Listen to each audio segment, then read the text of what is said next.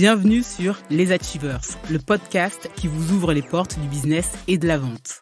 Et qui de mieux pour le faire que les personnes qui sont sur le terrain tous les jours pour vendre, les commerciaux.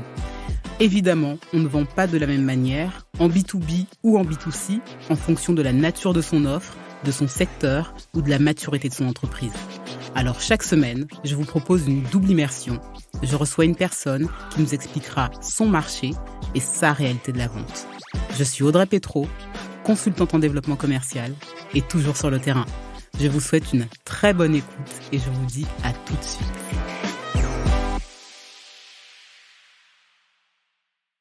Bonjour Nassim. Salut Audrey. Comment ça va ? Bah, ça va et toi ? Ça va.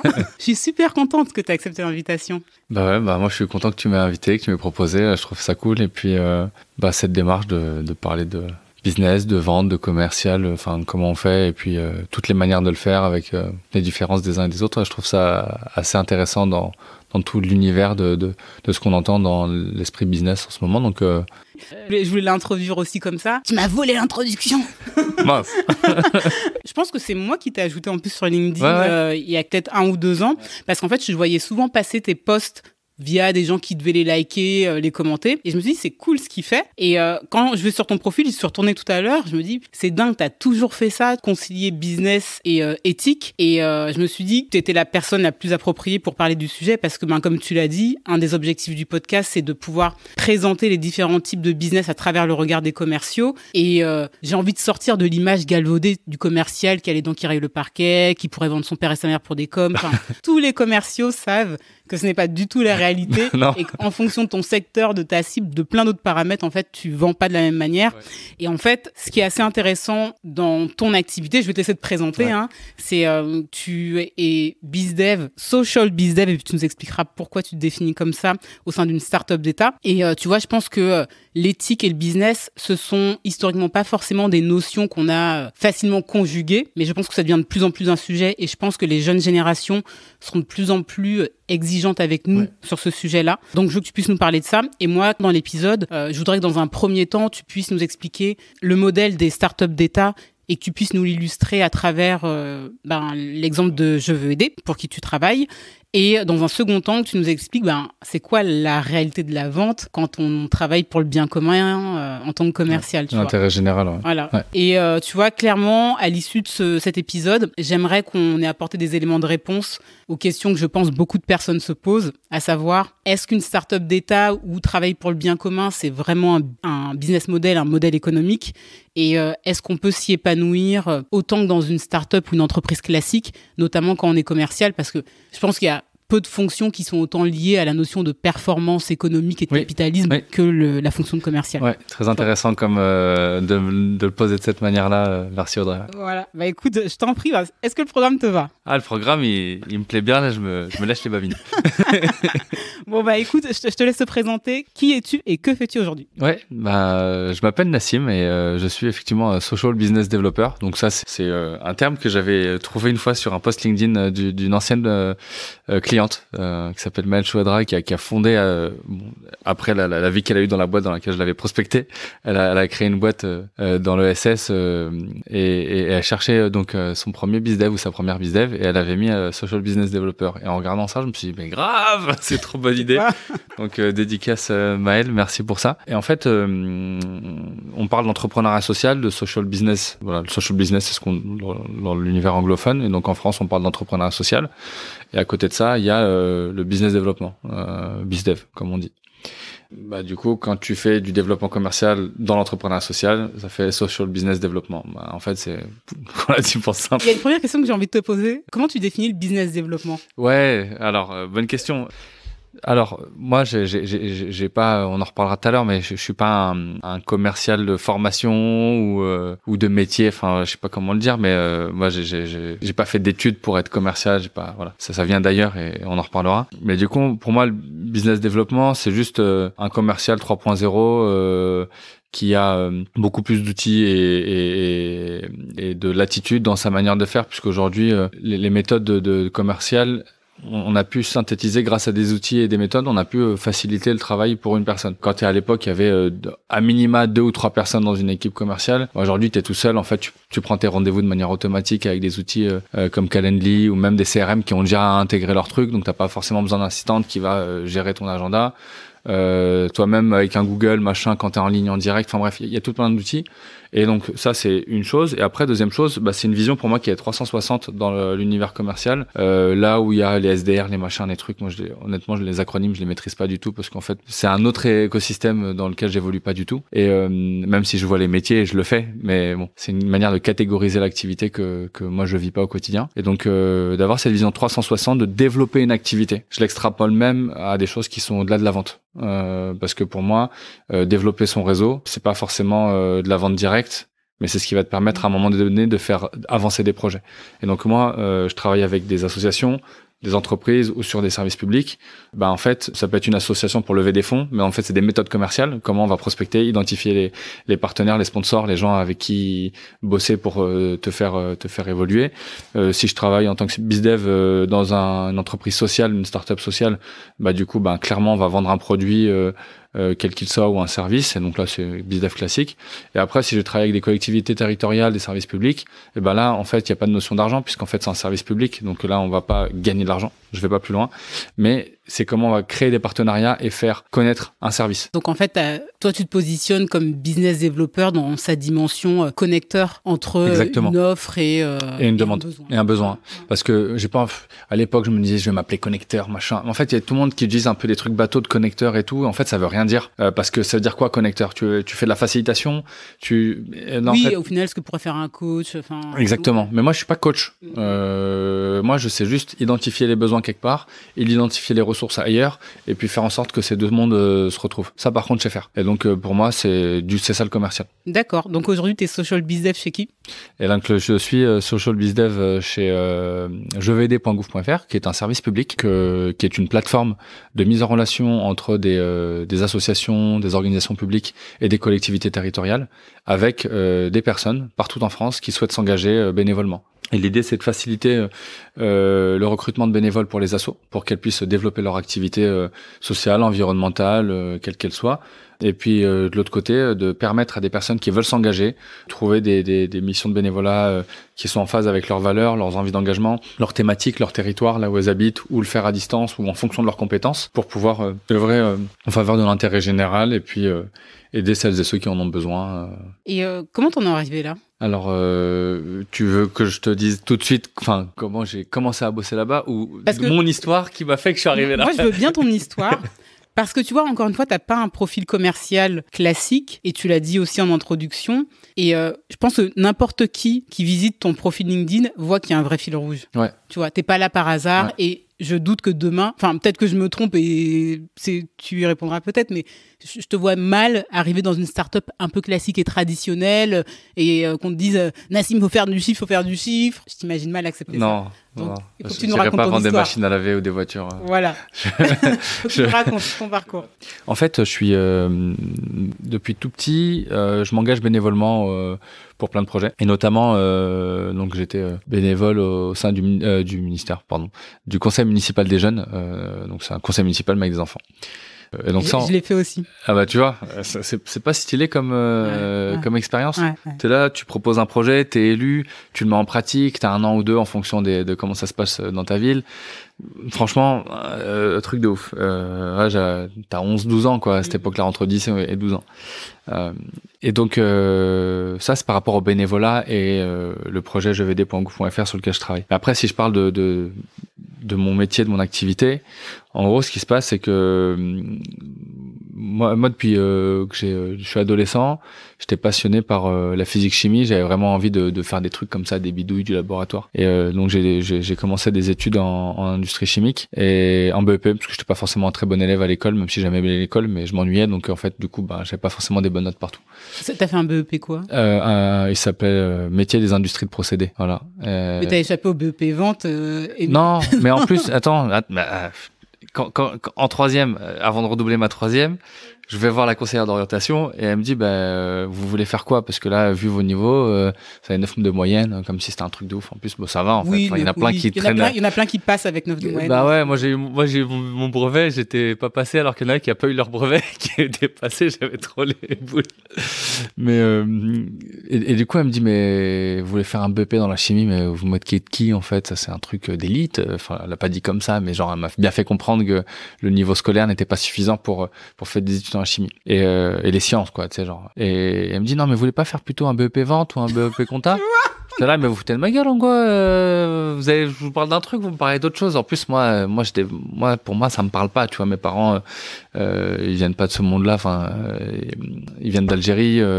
Mon père, il est soignant. Ma mère, à cette époque-là, elle était assistante maternelle. Elle a pas posé pendant des années pour s'occuper de nous. Tu sais, moi, le monde commercial, de l'entreprise, tout ça, ça me parle pas du tout.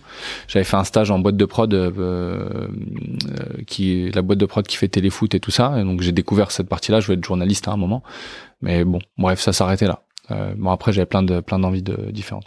Mais j'ai quand même, j'ai redoublé, je suis passé en seconde générale, et puis le lycée d'après, ils m'ont dit, mais non, on a un partenariat avec un lycée pro qui fait de la chimie. Et j'étais là en mode, mais l'autre, elle se moque de moi, elle me propose un BEP vente alors que ça existe et ça a 10 minutes de chez moi. Mais c'est quoi ce monde de fou? On pourra pas remplir la classe avec Nassim. Mince alors. Ah, parce qu'il y avait des BEP ventes juste à côté de chez moi aussi, mais bon, ça m'intéressait pas, quoi. Bref. Et en fait, il y a un élément qui est assez important, c'est que lorsque je fais ces études-là en industrie chimique et de procédés industriels, donc c'est comment on fabrique des produits cosmétiques, de la pharmaceutique, des produits alimentaires, peu importe. Et on avait plein de projets autour du développement durable et tout ça. Et en parallèle, moi, je vais en voyage en Algérie pour voir toute ma famille. Et je me rends compte d'une problématique liée à l'eau potable. C'est qu'en fait, chez ma grand-mère, j'avais de l'eau au robinet. Et chez ma tante, en ville, à côté du château d'eau, il n'y avait pas forcément d'eau. Et je me disais, mais c'est quoi ce délire? Pourquoi? Et là, comme j'étais dans le secteur, je me dis, tiens, je vais continuer mes études là-dedans. Et donc, ma volonté à ce moment-là, c'est de me dire comment je peux lier une envie d'engagement, qui est apporter de l'eau potable par exemple, et un métier, un savoir-faire, des études. Et donc là, j'ai poursuivi en BTS, licence pro en ingénierie de l'eau et de l'environnement, parce que j'étais toujours passionné pour les métiers de l'ingénierie. Sauf qu'à un moment, ça m'a gavé parce que j'étais en alternance. J'ai kiffé faire de l'alternance. Déjà, ça me permet de pas payer mes études. Et deuxièmement, de me dire que lorsque j'arrive sur le marché du travail, j'ai déjà de l'expérience. Et du coup, c'est plutôt bénéf. Et je savais pas, mais j'avais même cotisé du chômage. Donc, c'est assez cool. Bref. Et donc, là, je découvre le monde de l'entreprise. Et notamment les commerciaux à l'intérieur, parce qu'il y avait des commerciaux dans l'agence. Et je vois un peu ce que c'est, les marchés, les appels d'offres et tout. Mais bref. Mais donc là, à ce moment-là, je me dis, en fait, ça me plaît pas de faire ce que je fais de cette manière-là, parce qu'en fait, ce qui me plaît le plus, c'est de faire avancer des projets et les développer. Parce que tu faisais quoi concrètement en alternance? Alors j'ai travaillé dans les égouts. D'accord. C'était chez Veolia, donc pendant 2 ans, je m'occupais de gérer les égouts, quoi. C'est comme un plombier, mais à l'échelle des égouts. D'accord. Donc tu vois Mario et Luigi. Ouais. C'était un peu comme ça. Ouais. Donc on avait des interventions, on nous appelait, là on a telle problématique à cet endroit, là c'est bouché, là il y a des gens chez qui c'est noir. Et donc nous on venait sur place, on faisait un diagnostic, on essayait de comprendre la problématique, on ouvrait les plaques d'égout, des fois on descendait dedans, on avait des caméras. Là super technique. Et en fonction du problème, on appelait des équipes. Donc c'est soit une équipe de travaux, soit des camions qui venaient nettoyer avec des gros tuyaux pour éclater les bouchons, des trucs comme ça. Bref, j'ai fait ça pendant 2 ans. Après, pendant 3 ans, j'étais en alternance dans une filiale de Veolia, et là j'étais plutôt sur de l'eau potable, à travailler sur les techniques d'inspection des canalisations. Et donc j'avais des sondes en forme de serpent qu'on rentrait dans les tuyaux, et donc tu avais un champ électromagnétique qui mesurait la perte d'épaisseur des tuyaux, et donc là je devais analyser les trous qu'il y avait dans les canalisations et conseiller les collectivités territoriales dans leur stratégie de travaux pour leur faire économiser de l'argent. Donc une logique de développement durable pour leur dire, au lieu de changer les travaux sur 5-10 km, y a que à cet endroit-là où il y a un problème. Donc là, c'était pour faire des économies, éviter des travaux en supplémentaire. Et là, j'étais au service commercial et développement. Donc c'est la première fois où je rentre dans un service commercial, parce que moi, j'étais dans une phase d'industrialisation du projet. Et donc, c'était le service commercial qui pilotait ça, qui avait récupéré ça du service du labo de recherche. Et donc là, je commence à découvrir ce que c'est un peu que le métier de commercial, un peu plus dans le vif, parce que mon maître d'apprentissage, c'était un commercial. Mais bon, toujours à l'heure, je me disais pas que j'allais faire du commercial à ce moment-là, tu vois. De vie. Non. Par contre, j'étais en plein questionnement sur l'entrepreneuriat social. Comment on fait pour transformer les organisations, comment on fait pour développer des projets à impact social ou environnemental. Et j'ai commencé à rentrer dans des cercles de networking dédiés au développement durable. On organisait des soirées réseau et tout. Et là, je me rends compte qu'en fait, ça me plaît en fait de rencontrer des gens, etc. Même si j'ai toujours fait ça parce qu'en fait, je fais de la danse hip-hop depuis que j'ai 15 ans. Et en fait, c'est là où j'ai appris le networking, en fait, en vrai. C'est que on avait des battles à droite à gauche, on faisait des projets à l'étranger, tu gardes contact. Quand tu vas dans un pays, ben, il y a un tel qui t'héberge. Toi, tu vas accueillir quelqu'un quand il vient ici. Donc, c'est comme ça que j'ai appris. Et puis même je pense à un pote, la Nathanaël aussi, qui est commercial d'ailleurs, et qui avec qui on faisait des spectacles de rue. Donc on allait faire des shows de break, je sais pas, la Tour Eiffel, l'Arc de Triomphe, en Côte d'Azur et tout. Enfin bref, c'était assez cool. Et donc là, c'est ma première expérience on fait du marketing, tu vois, on va accrocher les gens, on fait le show. Après, tu passes au chapeau à voir des gens. Et donc ça, c'est aussi notre manière pour moi d'avoir créé du contact avec les gens. Donc j'avais fait un peu de street marketing, distribuer des flyers et tout ça. Et donc c'est un peu là-dedans que je suis arrivé dans ce truc de, je vais contacter les gens pour proposer un truc, pour aller et j'ai beaucoup appris sur les relations humaines comme ça en fait. Comment les gens ils te mettent des bâches, toi t'es là à la sortie du métro pour distribuer un journal, je sais pas moi, un journal ou un flyer et les gens ils te regardent mal, comment tu peux faire pour que le lendemain il va repasser par là et tu lui dis un autre truc pour peut-être qu'il te le prenne, enfin peut-être de rentrer dans des stratégies, tu vois. Mais ça c'est des trucs un peu là tu l'analyses avec le recul. Mais au début tu y a pas de stratégie là. Voilà, quand t'es dedans tu ouais, je sais juste que si je le fais c'est cool, ça va me servir un jour, mais j'ai pas de stratégie par rapport à ça. Par contre, je finis mon master et là je me dis en fait c'est là où je suis bon. C'est de rencontrer des gens, d'aller créer des liens, etc. Et je me rends compte notamment en partant en voyage pendant plusieurs mois. Et en fait, je me rendais compte que j'étais trop content d'aller rencontrer des entrepreneurs sociaux à travers plusieurs pays et de mettre en avant leurs projets, quoi. Je faisais des vidéos, etc. Mais en fait, ce qui me plaisait, c'était ça, c'est d'aller rencontrer et puis de rencontrer des gens et de les écouter parler et de trouver des solutions pour les aider. Et quand je reviens en France, je me dis bon bah en fait c'est ça que je dois faire. Je dois faire du bizdev et notamment une des premières missions que j'ai faites c'était avec un gars qui s'appelait Edouard. Ah, il va le mal le prendre. Ah ouais, Edouard, je suis désolé, j'ai eu un bug alors que j'étais là, mais Edouard dors-moi quoi. Non mais en fait c'est un gars assez marrant. Il vendait il avait lancé une boîte. C'était des ceintures qui tenaient le pantalon en forme de ceinture d'avion. Ok. Et avant de partir en voyage, il m'en avait filé une pour que je lui fasse des vidéos, pour que lui fasse des vidéos pour son marketing, tu vois. Et quand je reviens, il me dit ouais franchement trop cool, il me faudra un mec comme toi, j'ai un pop-up store et tout machin. Et je commence comme ça avec lui où je fais de la vente B2C dans des boutiques éphémères. C'est commencé à être à la mode les concept stores éphémères et tout ça. Et on a cartonné. J'ai bossé une semaine avec lui. Et après on a bossé dans une boutique qui s'appelle la Fabrique du Père Noël et qui a fait ça pendant plusieurs années et on a cartonné avec son produit. J'avais explosé les chiffres, je sais plus, on a fait 3-4 fois le chiffre de l'année d'avant, parmi les meilleures ventes de tous les créateurs qui étaient là, avec du storytelling, pareil le storytelling j'ai développé en voyage, enfin et tout ça, et donc avec mon père aussi, j'ai beaucoup appris à parler avec les gens grâce à mon père. Il aimait trop interpeller les gens dans la rue pour rien. Après ça, lui, il est trop chaud. Franchement. Ils ont interpellé pourquoi? Je sais pas, raconter des blagues, poser des questions. On est en voyage, il pose des questions pour trouver le chemin. Je sais pas, tu vois, enfin, pendant la Coupe du Monde, il s'appelle Zinedine, dans la Coupe du Monde de 98, il allait voir les gens et leur disait, bah voilà, moi, je suis le frère de Zinedine Zidane. Regardez, j'ai la même calvitie, tu vois. C'était pour rigoler, tu sais, genre. Ouais.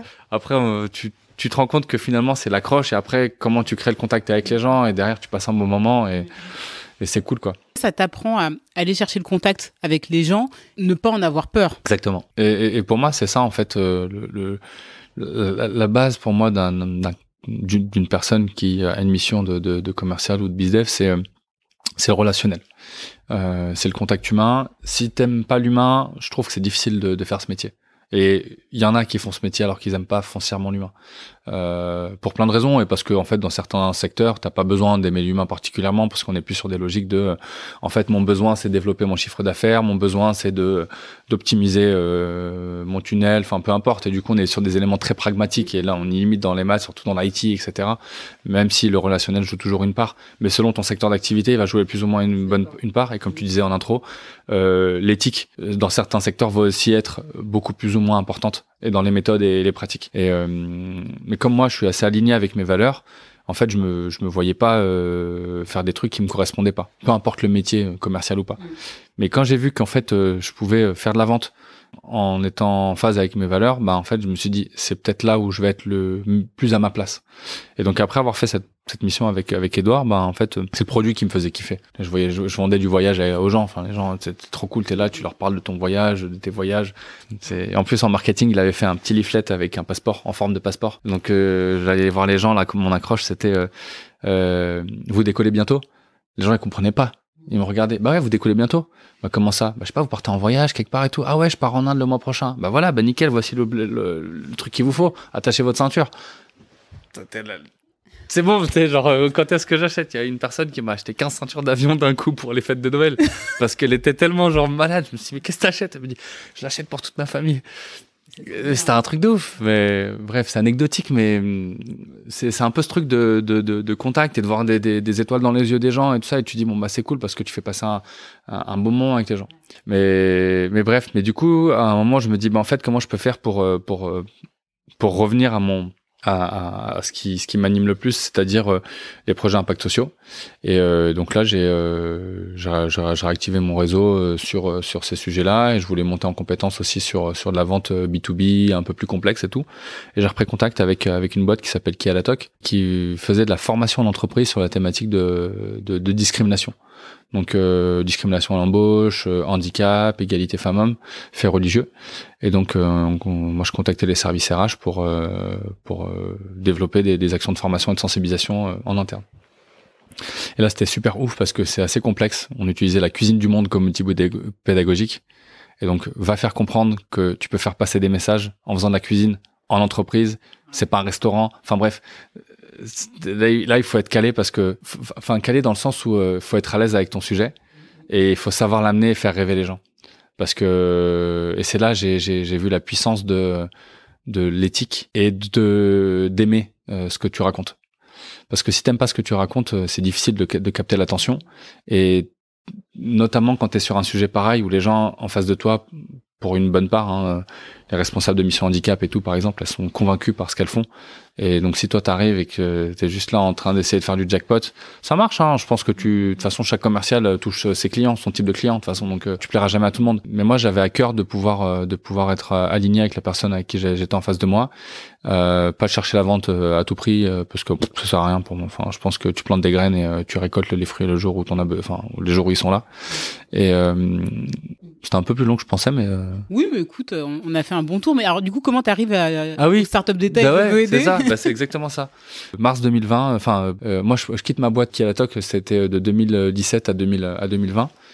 Et en 2020, juste avant le confinement, je voulais partir en Suisse, faire de nouveaux projets, peut-être partir en voyage, etc.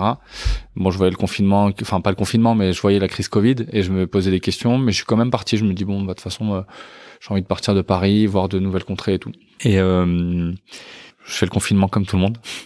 Et je me dis en fait je vais relancer mon activité freelance parce que je pensais partir en Suisse et développer une activité autour de pareil des discriminations, etc. en entreprise là-bas. Et en fait à un moment je mets un message sur LinkedIn que je me remets en freelance, et donc c'est des gens avec qui on peut parler. Donc j'ai quelques personnes qui me contactent, je fais plein de rendez-vous trop cool, et là juste avant de valider un gros projet avec une personne, j'ai un autre appel, continuer à faire avancer ce projet qui s'appelle jevd.gouv.fr. Donc après t'as tout un process de recrutement, etc. tu vois, mais du coup on me parle de ça, et je suis là et je me dis waouh, en fait c'est trop bien.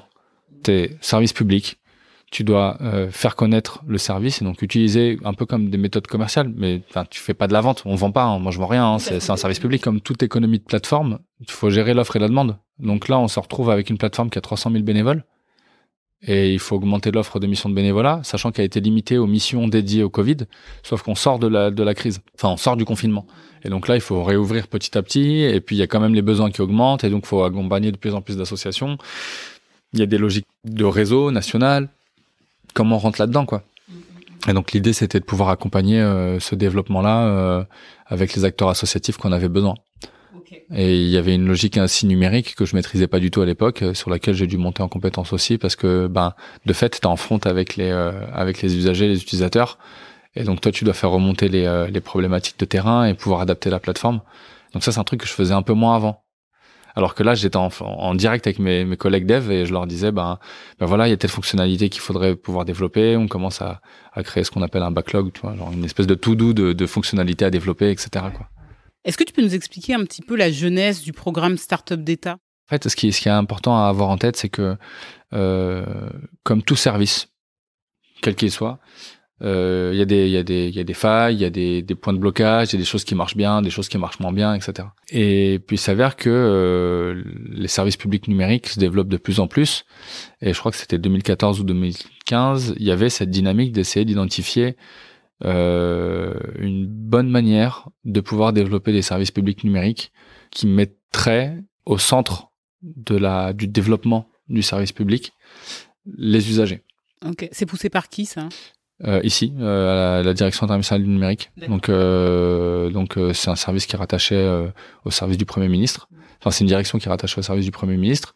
Et là-dedans, il y a cet incubateur de services publics numériques qui s'appelle Betagouv. Et donc l'idée, c'est d'accompagner les administrations publiques, les ministères, les collectivités territoriales, dans le développement de services publics numériques agiles. En fait, le mot start-up d'État, ça n'a rien à voir avec l'aspect start-up privé, levée de fonds et compagnie, rien à voir. Je préfère le préciser parce que des fois c'est pas forcément clair, mais c'est plus sur la notion d'agilité en fait. C'est comme si je disais qu'on développait des équipes agiles et autonomes au sein de l'administration pour développer des services publics numériques innovants. Moi, je pourrais très bien le vendre comme ça à une boîte du CAC 40 si on me demandait de vendre un service, comme tu vois. Mais en fait, là, non, clairement, on construit des services publics pour pouvoir aider les citoyens, les citoyennes, les entreprises, les associations, enfin, quel que soit le secteur. Et donc là, aujourd'hui, il y a des startups d'État dans l'univers de l'inclusion, avec la plateforme de l'inclusion. Il y en a une qui s'appelle la bonne alternance, qui permet d'identifier toutes les offres en alternance et faciliter le recrutement d'alternants pour des TPE, PME d'un côté, et faciliter le nombre, la visibilité d'offres d'alternance pour les alternants qui sont très nombreux et nombreuses à avoir des difficultés à trouver leur alternance avant la fin de l'année pour pouvoir faire leur année et la valider, quoi. Donc ça, typiquement, tu vois, je trouve que c'est assez puissant comme service public. Nous, c'est pareil, on va faciliter la mise en relation entre les personnes qui veulent s'engager et des associations qui recrutent des bénévoles et favoriser promouvoir l'intérêt général et l'action sociale de terrain, etc. Donc, je trouve que c'est assez puissant cette dynamique et cette démarche de pouvoir mettre au centre les usagers, l'humain, même si on est sur des plateformes web. C'est pas parce qu'il y a des plateformes numériques qu'il n'y a pas d'humain qui travaille derrière. Donc ça, c'est un gros sujet de pédagogie que nous on a à faire aussi. Tu vois, moi je trouve que dans n'importe quel rôle de bizdev, t'as une notion de pédagogie à avoir. T'arrives à vendre mieux. Et quand je dis vendre, c'est au sens large, hein. Enfin, pas forcément au sens d'acheter et vendre, mais au sens de promouvoir ou faire la promotion d'eux. C'est de faire monter en connaissance, en compétence les gens qui sont en face de toi.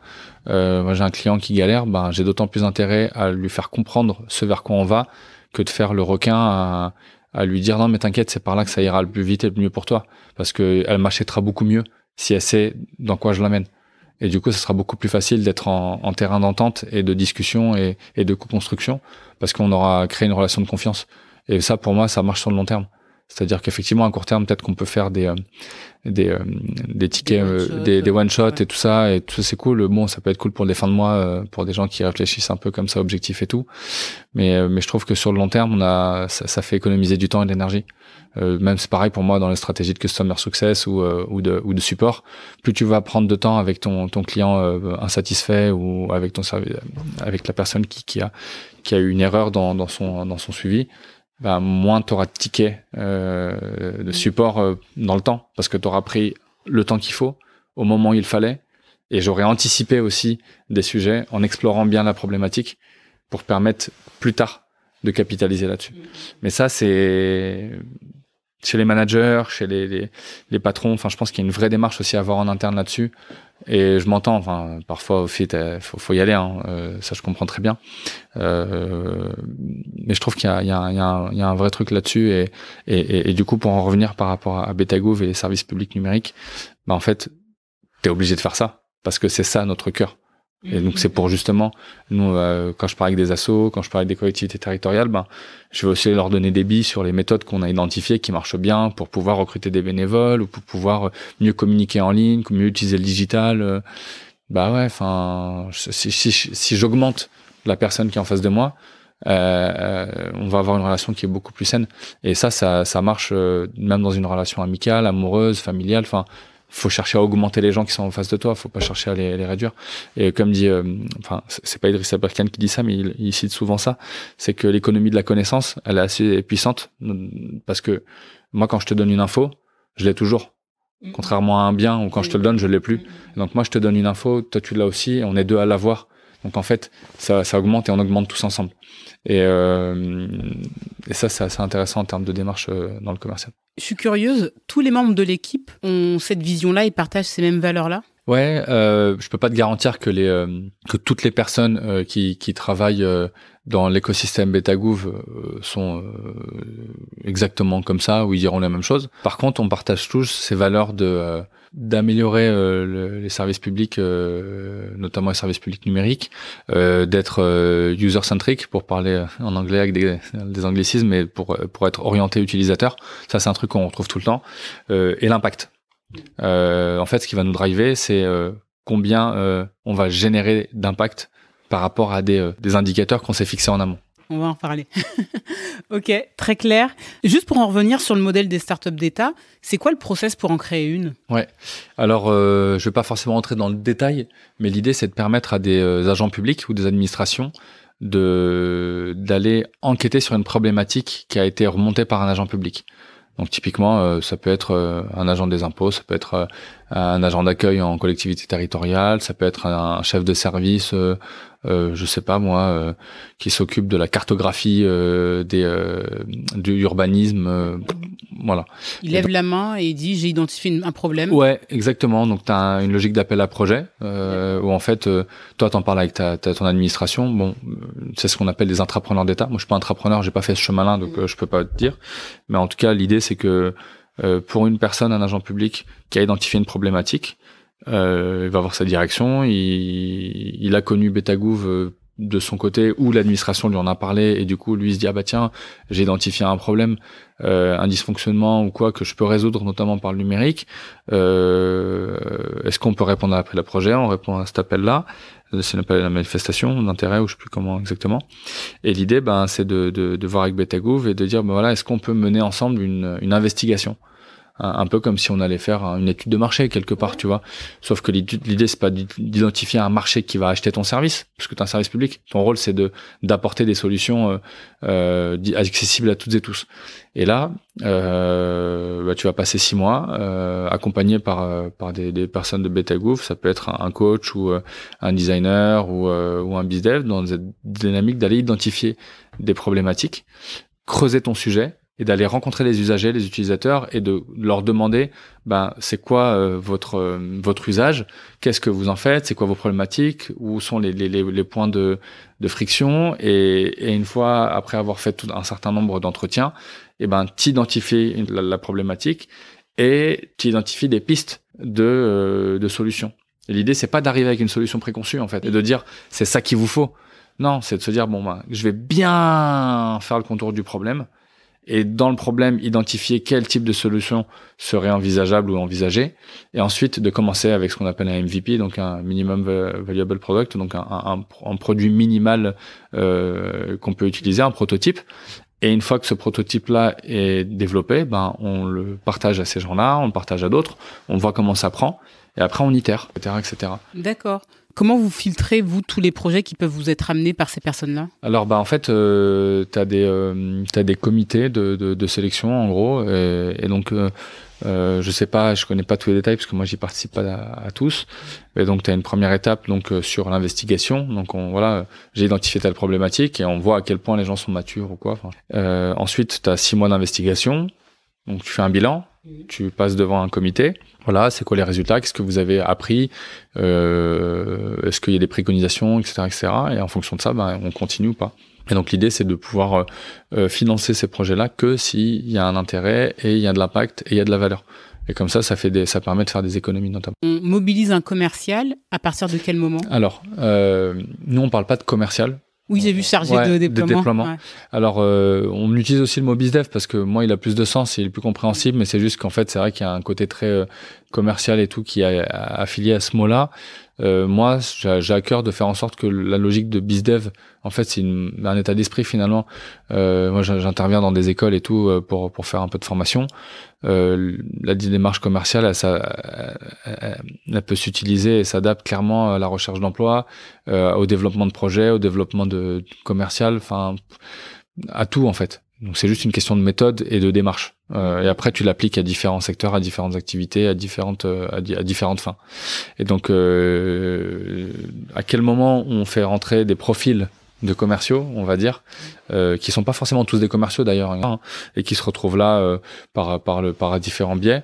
En général, tu arrives au moment où ton projet il a un minimum solide, où tu as un premier MVP avancé et qui va pouvoir faire connaître le dispositif. Mais après ça va dépendre de chaque projet, de la maturité des projets, des enjeux, des objectifs, parce que tu as des startups d'État qui ont des trucs de niche, tu vois. Enfin, c'est vraiment des projets niches, là, par exemple. Là, nous, on fait partie des plus grosses startups d'État et de celles qui ont le plus pignon sur rue, entre guillemets. Et donc, c'est vrai, aujourd'hui, on a 400 000 utilisateurs. 400 000 bénévoles, plus de 400 000 bénévoles inscrits. Donc, on doit avoir peut-être 500 000 utilisateurs, en intégrant les associations et tout. Donc, ouais, c'est assez gros, en fait, comme service. C'est assez chouette parce que moi, avoir l'impact, c'est aussi toucher un grand nombre de personnes pour moi. Et donc ouais, c'est chouette. Il y a plus de 10 000 assos qui sont inscrites. Donc c'est un gros service public, un gros service public numérique et une grosse start-up d'État. Ouais. Aujourd'hui, vous rendez des comptes à qui? Nous, on est rattaché au ministère de l'Éducation et on travaille avec la direction interministérielle du numérique, avec Betagouv, puisqu'en fait c'est la méthode Betagouv qu'on utilise pour développer ce service public numérique. Parce que il n'y a pas que Beta dans l'administration, au niveau numérique. Il y a plein de services qui développent des services publics numériques. Enfin, il y a pas que Betagouv, et Betagouv, c'est pas eux qui font tout. C'est les administrations qui font. Betagouv est là, permet de créer un écosystème, de partager des méthodes, etc. Un incubateur, quoi. Enfin, l'idée, c'est de pouvoir faciliter les choses, proposer des formations, proposer de la méthodo, permettre les rencontres des uns et des autres. Parce que là, tu vois, par exemple, je parlais avec une startup, avec un bizdev d'une autre startup d'État, il me racontait des trucs sur les API qu'ils ont développés, etc. J'étais cool parce que nous aussi, on est sur une logique d'API, on a fait ci, on a fait ça, enfin, tu vois. Ok, très clair. Moi, j'aimerais bien qu'on s'attarde un peu sur le modèle de Je veux aider. Ouais. Je parle pas de business model parce que c'est un sujet, je comprends que c'est pas un business model, c'est pas un modèle économique, mais c'est un modèle. Aujourd'hui, vous réalisez pas de chiffre d'affaires. Non, comme je te disais tout à l'heure, on a un service public, donc l'idée, c'est pas de générer du chiffre d'affaires. Par contre, c'est de générer de l'impact. Donc en fait, je te parlais d'indicateurs tout à l'heure. En fait, les startups d'État vont identifier des indicateurs. Et nous, par exemple, on a le nombre de mises en relation entre une association et des bénévoles. Et donc nous on va suivre ce chiffre-là, on va suivre des indicateurs intermédiaires comme le nombre de personnes inscrites, etc. Mais du coup l'idée c'est que déjà on a notre donnée, elle est publique. Donc ça, c'est des chiffres qui sont affichés publiquement sur notre site internet. Donc en tant que startup d'État, on se doit de montrer notre impact et de montrer que c'est un service public qui sert à quelque chose et qui fonctionne. Et du coup, notre quotidien, c'est de générer de l'impact. Et donc, si là où je sais pas moi, des commerciaux classiques vont se dire voilà, tous les mois le chiffre d'affaires minimum c'est 10 000 €, t'as tes primes à plus 5 000 ou je sais pas quoi, nous on n'a pas ça, tu vois. Donc on va avoir une logique, en fait la fin de l'année faut qu'on soit là, donc on va les suivre tous les mois pour voir avec des points tous les trimestres et se dire où on en est et qu'est-ce qu'on peut faire comme action pour y arriver. Et donc dans notre équipe de déploiement, on va être plusieurs personnes, on est 4. Donc l'idée c'est que tu aies une personne qui s'occupe de toutes les collectivités territoriales, il y a mon collègue Timothée qui va travailler sur des partenariats en lien avec l'écosystème de la jeunesse et de l'éducation pour toucher des jeunes, puisqu'il s'avère qu'on a plus de 54% des bénévoles inscrits qui ont moins de 30 ans. Donc quand on dit que les jeunes s'engagent pas, c'est pas ce que je vois là sur nos chiffres. Et du coup on va créer des partenariats pour avoir plus de visibilité de ce point de vue-là. On a fait des gros trucs d'ailleurs, c'est cool. Et puis une autre personne, on est deux sur la partie association pour accompagner les associations qu'on a besoin. Donc avec les logiques de réseau, comment on fait pour informer tout votre réseau associatif de l'utilisation de la plateforme avec des webinaires, comme on peut voir dans les stratégies d'acquisition et du customer success. Il n'y avait pas d'autres plateformes qui faisaient ça avant Je veux aider ? Si, Je veux aider, c'est pas la première plateforme en termes d'historique. Il y en a d'autres, je pense à Tous Bénévoles et France Bénévolat notamment. Vous travaillez un peu avec eux, comment vous vous positionnez ? Parce que est-ce qu'on peut considérer ces plateformes-là comme de la concurrence ? Non, c'est pas notre vision. C'est pas du tout ce qu'on cherche à faire. Au contraire, en tant que service public, pour moi, il y a vraiment cette notion de co-construction qui est assez importante. Et donc on a créé ce qu'on appelle une API. Donc c'est un terme barbare pour parler d'interconnexion numérique. Donc l'idée c'est juste de pouvoir connecter deux plateformes avec des informations. Donc il y a des marketplaces de vente de produits en ligne par exemple qui vont créer des interconnexions avec d'autres sites internet pour transmettre les produits de l'un et les faire afficher sur leur plateforme par exemple. Je vais pas citer de nom, mais du coup eux leur modèle c'est de l'affiliation, donc c'est-à-dire que ton produit va être visible sur mon site internet et si grâce à moi t'as fait une vente, et en fait moi je récupère une commission, etc. Amazon. Non mais tu peux ça serait tellement dégueulasse. Non mais tu peux laisser parce que moi je trouve que c'est un très bon exemple en fait. Moi j'en parle parce que je trouve qu'il y a des super choses qui sont faites dans le monde marchand. Et je pense qu'il faut s'en inspirer pour en faire quelque chose de bien et de positif.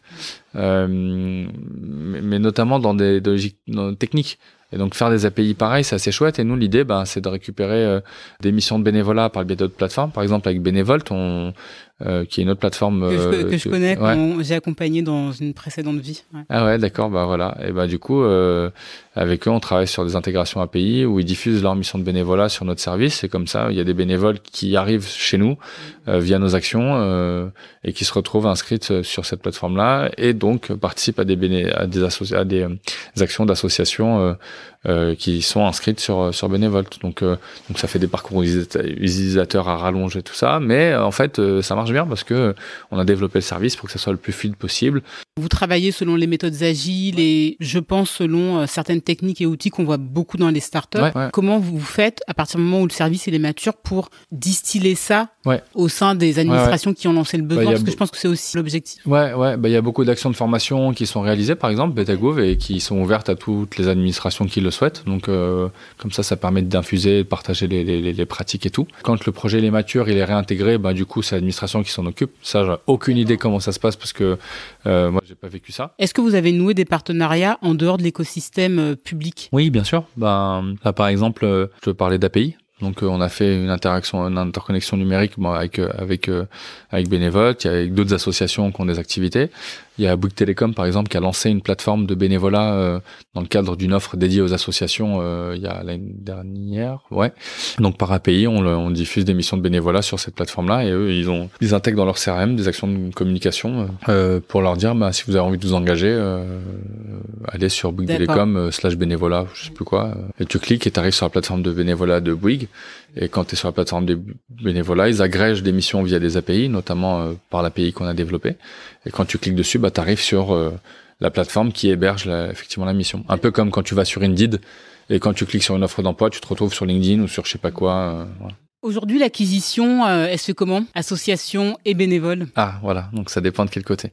Association, on a une traction naturelle qui est assez importante. Donc franchement, on est plus en réponse à des besoins que de prospection ou quoi.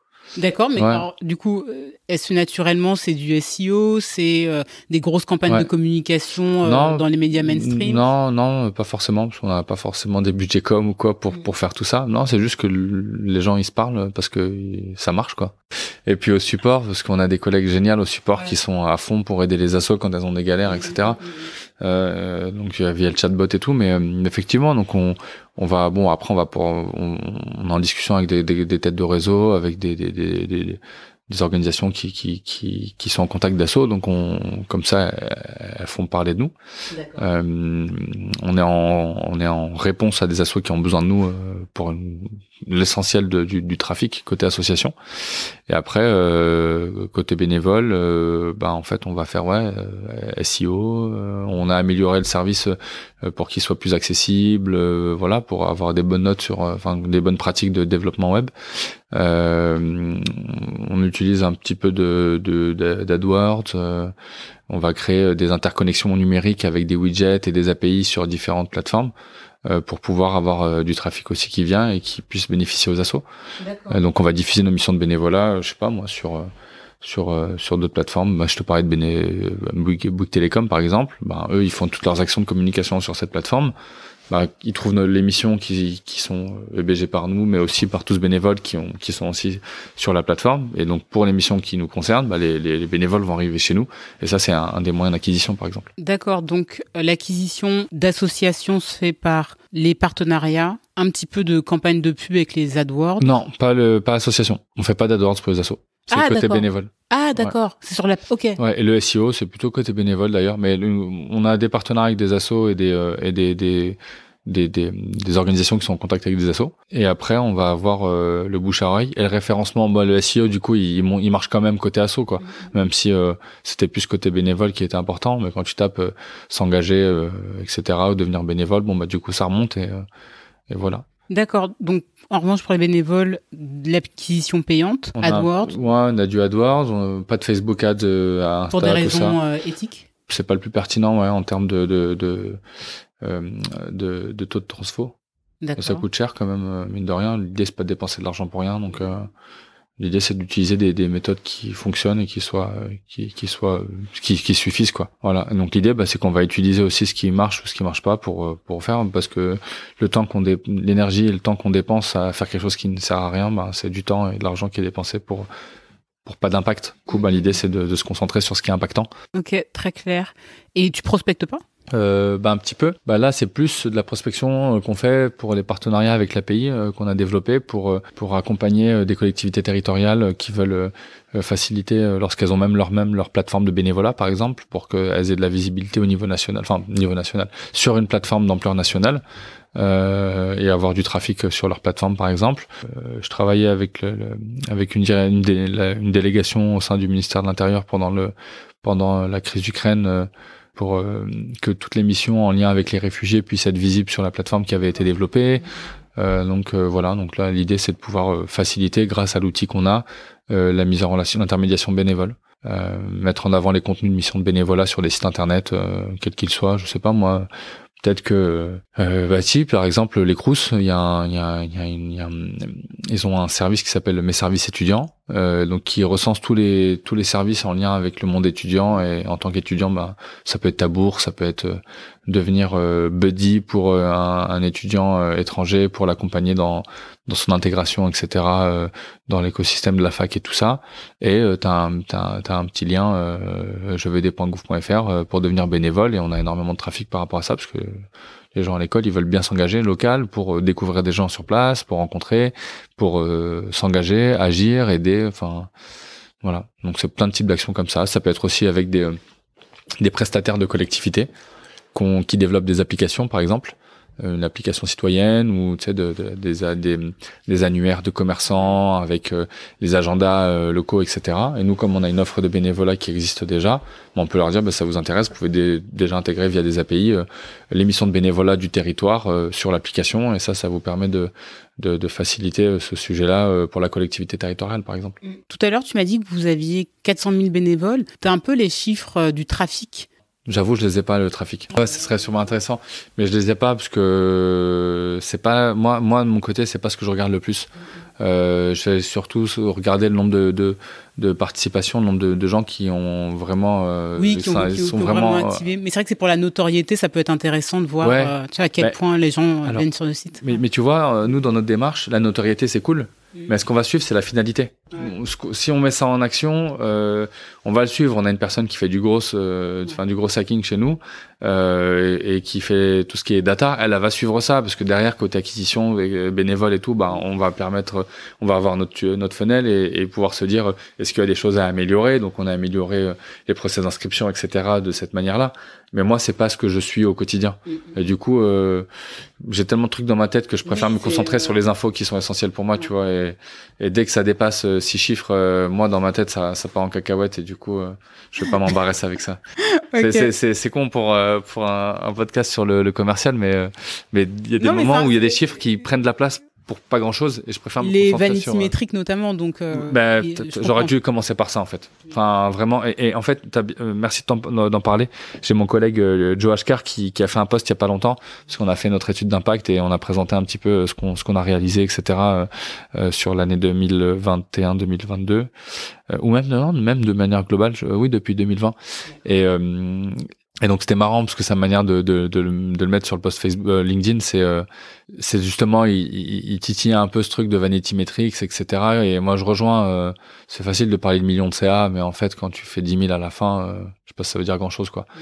Mais ça veut dire quelque chose parce que t'as quand même fait quelque chose en fait. Et je pense qu'on devrait se concentrer sur ça. Après ça marche, donc c'est les techniques qui marchent. Et donc mais nous, effectivement, même de parler de 400 000 bénévoles, ça pourrait être une vanity metrics parce qu'après, derrière, combien de personnes sont engagées? Ça, vous l'avez? Bah ouais, c'est écrit. 130 000, 140 000, je sais plus exactement, là, combien on est. Tu vois, en termes start-up, on parlerait, voilà, d'un taux d'activation de 25%. C'est ça. Donc c'est pas... Ouais. Non, mais on est sur des très bons taux en termes on a des très bons taux d'ouverture de mail, voilà, tu vois, on va suivre tout ce genre d'activité et on a optimisé nos mailings pour que, ça marche bien, que les gens, ils comprennent pourquoi on les contacte et on les contacte pas pour autre chose que ce que notre service fait.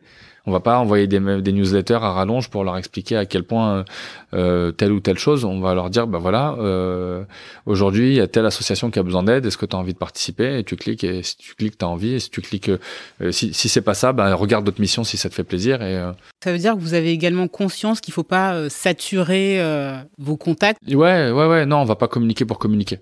On fait de la communication pour de l'engagement. C'est-à-dire, ce qui nous intéresse, c'est participer. Là où des sites vont dire acheter, tu auras 50 boutons pour acheter.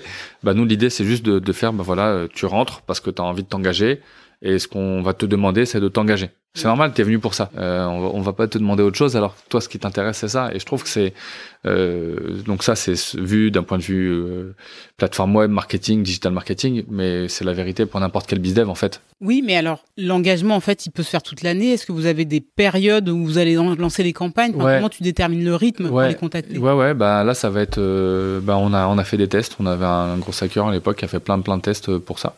Moi, j'avais identifié qu'il y avait des assos qui nous demandaient je suis dans l'urgence, est-ce que vous pouvez nous aider?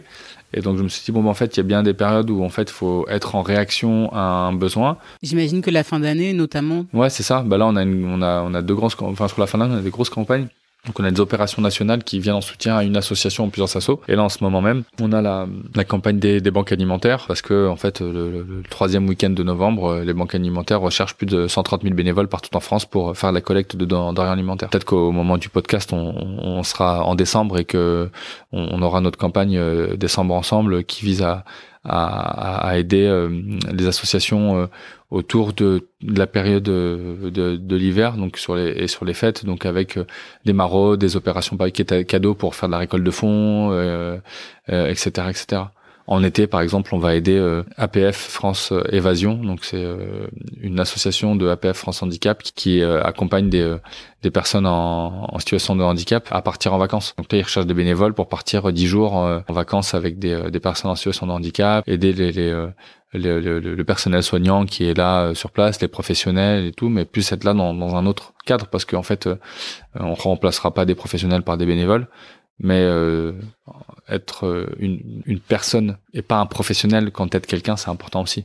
Parce qu'on est aussi des gens, en fait. On n'est pas là que pour être accompagné de gens qui sont là pour nous soigner ou quoi que ce soit. Et ça, c'est important, par exemple, cette notion de bénévolat dans ce cadre-là.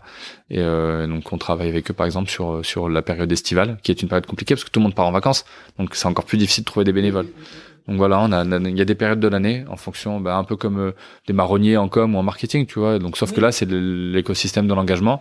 Tu vas avoir les banques alimentaires au novembre, tu vas avoir les Restos du Cœur qui font leur collecte nationale en mars, PF Évasion et les missions de l'été en général. T'as plein d'assos qui ont besoin de gens en été. T'as des chantiers de jeunes sur la période de l'été. L'hiver, voilà, tout ce qui est récolte de fonds, dons, objets et tout. La rentrée scolaire. On a fait une grosse action que je pilotais sur le mentorat et l'éducation avec le collectif Mentorat, les associations de mentorat comme Zubdeco, Article 1, La Fève et tout. On va mobiliser des milliers de personnes pour être mentor ou accompagner des jeunes en soutien scolaire, en apprentissage de la langue française ou lutter contre l'électronisme, par exemple. Donc il y a une saisonnalité et vous en tenez à cette saisonnalité pour contacter en fait les bénévoles. Ouais, parce que du coup, si nous on fait une campagne, tu vas faire une campagne mail au bon moment, en fait, on va envoyer un mail à 400 000 personnes. Je sais pas si t'as 5, 10, 15, 20, 40% de conversion, t'imagines, c'est cool, quoi. Et derrière, c'est des assos qui ont besoin de ces gens-là pour développer leur action, leur propre action, quoi. C'est quoi pour toi les défis du secteur? Quand on a préparé le podcast, on avait évoqué la digitalisation, la monétisation, l'attraction des talents. Dans l'écosystème de l'engagement. La digitalisation, c'est un vrai sujet. Je pense qu'il y a un gros truc à faire. Je remarque deux univers dans l'engagement d'un certain point de vue. On pourrait se mettre de plein de facettes différentes. On pourrait parler de thématiques, par exemple. Et là, il y a le social, l'environnement, etc. Mais c'est pas ça qui m'intéresse. Mais dans les pratiques et les méthodes d'action et de développement, je pourrais distinguer les grandes assos historiques. Pas que elles, mais toutes les assos qui fonctionnent sur ces modèles-là avec cette philosophie et tout. Et puis des assos, des acteurs qui sont plus récents, qui ont plus une logique un peu start-up dans la méthode et dans les actions, avec peut-être beaucoup plus ou un peu plus de digital aussi pour soit en interne optimiser le recrutement des bénévoles par exemple ou optimiser leurs actions avec l'automatisation sur des formulaires, du no-code, etc. Et des modèles qui vont peut-être compter d'un côté ou de l'autre d'ailleurs, beaucoup plus sur des bénévoles ou pas. T'as des modèles associatifs qui comptent très peu de bénévoles, qui comptent beaucoup sur les salariés. Et ça a beaucoup de valeur, je pense, dans l'écosystème de l'engagement.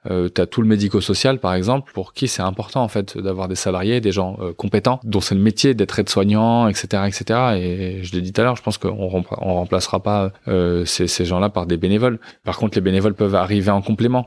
Tu vas avoir des associations, je pense à, la DMR par exemple, qui va accompagner des personnes en difficulté, en situation de handicap, qui sont âgés, nos aînés, donc qui ont besoin un peu d'assistance et de soutien. Et donc là, tu vas avoir des professionnels qui vont aller les voir, mais tu vas aussi avoir des bénévoles, visiteurs, qui vont leur rendre visite, leur faire un coucou, etc.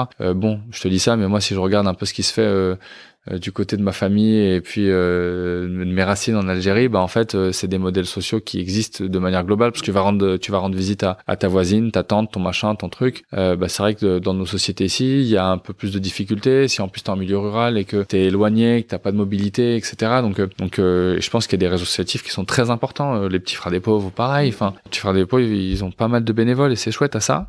Et donc dans ces deux sphères, il y a de plus en plus de liens qui se font. Donc c'est assez chouette. Je pense notamment à Emmaüs. Emmaüs, c'est historique. Moi, je connais Emmaüs depuis tout petit. On allait donner des trucs, on allait voir aussi les boutiques, etc. Je crois que mon père avait un pote qui gérait les stocks dans un Emmaüs, du coup on allait le voir de temps en temps. Il y avait un Emmaüs à l'époque sur le canal de l'Ourcq. Il est plus maintenant, c'est un bar, etc. Mais j'adorais l'odeur. Enfin, tu sais, je me rentrais dedans. Pour moi, c'était comme Harry Potter, je sais pas, tu vois. T'as des plein de meubles, des trucs anciennes, c'est un peu l'odeur de brocante, bois. Des merveilles. Ouais, moi j'étais là, on allait le samedi de temps en temps, j'étais là. C'était magique. Et pareil, on peut même parler de vente là-dessus. Et je vais te donner cet exemple-là parce que c'est très, très, très, très intéressant. Emmaüs, ils ont plein d'activités. Depuis plusieurs années, ils ont une logique entrepreneuriat social, notamment avec Emmaüs Défi. Et là, depuis quelques temps, on connaît tous, ou toutes et tous, je pense, les boutiques Emmaüs, donc qui sont réparties un peu partout en France, en ville comme en milieu rural. L'idée, c'est d'avoir ces boutiques qui récupèrent des objets, des meubles, quoi que ce soit, par les biais par des gens qui veulent les donner, parce qu'ils en ont plus besoin, soit directement en boutique, soit via des stocks et tout. Peut-être qu'Emmaüs récupère ça par ailleurs, je sais pas comment. Et ensuite, ils vont avoir des personnes qui vont faire des permanences et faire de la vente à bas coût pour des personnes qui vont en avoir besoin. Et aussi quelques personnes qui vont aller chiner. Il y a un modèle complémentaire par rapport à ça qui est assez chouette, c'est d'embaucher des personnes en insertion qui vont faire de la vente dans ces magasins. Enfin, ils vont faire la vente, ils vont accompagner des gens qui viennent acheter des trucs à magasin. Donc ça, c'est cool parce que tu permets de développer la confiance en soi, la notion d'accueil, etc. Et ça te permet de rebondir derrière sur des métiers d'accueil ou autres dans des boîtes. Bon, ça, c'est un des exemples. Mais là où je voulais en venir, c'est la plateforme, la marketplace qu'Emmaüs a développée pour vendre comme ils vendaient dans les boutiques, mais en marketplace. Et donc, en fait, tu as un site internet où tu vas avoir les objets qui ont été pris en photo, marketés, etc. Et t'as ton moteur de recherche. Moi, je cherche une chaise. C'est Maud Sarda qui pilote ce projet-là et c'est le label Emmaüs. Voilà, cherchez le nom. Et un truc de ouf. Comment faire pour développer un modèle historique, physique, qui est important et dans tout le territoire, parce qu'il faut couvrir tout le territoire. J'ai pas les chiffres en tête, mais il y a une grosse fracture numérique dans les territoires. On connaît la diagonale du vide, etc. Il y a des gros efforts qui sont faits sur la fibre et la 4G, même maintenant la 5G. Mais du coup, t'as des gens qui vont avoir besoin du numérique ou qui vont préférer utiliser le numérique pour avoir accès à un bien ou un service. Bon, en fait, t'es une association, t'as une vocation sociale qui est telle quelle. Comment tu fais pour t'adapter au mode de consommation, au mode de comportement finalement, parce que la consommation, c'est un comportement à part entière, mais de fait qui va impacter les comportements de manière globale. Donc aujourd'hui, quand t'as tout qui est digitalisé, etc., qui se fait en 2 secondes, aujourd'hui, bon, moi perso, je trouve ça un peu triste, mais que de pouvoir faire ses courses livrées en 5 minutes pour acheter un sneakers, si tu arrives à avoir ça, ce qui est puissant en termes de logistique et d'organisation. Hein, qui peut le plus, peut le moins. Peut le moins, exactement. Mais à côté de ça, il faudrait qu'on puisse, pour des actions à impact social ou environnemental, pouvoir avoir le même effet. T'as le kiff d'un truc qui fonctionne et qui va vite. 2, le kiff d'avoir servi à quelque chose. Et je pense qu'on doit réussir aussi à transposer ça parce que moi, si j'ai besoin de consommer de telle manière, mais ça, c'est n'importe quelle stratégie de retail ou de développement. N'importe quelle boîte, je sais pas moi, Zara ou quoi, ils ont maintenant des marketplaces, t'achètes en ligne. Parce qu'ils savent qu'ils ont une partie de leurs clients qui va se trouver là. Et là, pareil pour des associations, tu auras une partie des gens qui vont t'identifier via les réseaux ou via des marketplaces ou via un site web bien fait, et notamment les plus jeunes. Donc, et ça, par exemple, il y a un vrai enjeu de recruter les plus jeunes dans le milieu associatif. Et je pense que c'est important de s'adapter et de se transformer pour pouvoir utiliser le numérique comme un moyen d'acquisition donc ça, l'acquisition, on en parle avec nos mots, mais en vrai, c'est juste d'être en contact des gens là où ils sont. Et ça, c'est la base du marketing et de la vente. Enfin, les 4 P, hein, je vais pas vous les inventer. Hein. Là, je te ramène un truc de l'école, mais en fait, ça a tellement de sens. Ça a tellement de sens et on a tendance à l'oublier, je trouve. C'est un truc de base. Limite, c'est obsolète tellement on sait qu'aujourd'hui, le digital, ça prend de la place et que l'un des P, c'est de l'Internet. Et du coup, bon, après, tu peux dire, est-ce que c'est sur LinkedIn? Est-ce que c'est sur Insta? Et sur LinkedIn, est-ce que c'est un article, un post? Enfin, bref, on peut rentrer dans des détails, mais ça, c'est pour moi un des gros enjeux. Et donc, c'est un des gros enjeux pour le recrutement de bénévoles, pour le recrutement de salariés, pour les dons. Je pense à Hello Asso, par exemple, qui est une asso. Hello Asso, c'est une asso? Oui. C'est une bonne question. J'ai un doute en plus, bosser avec eux. Pardon les gars.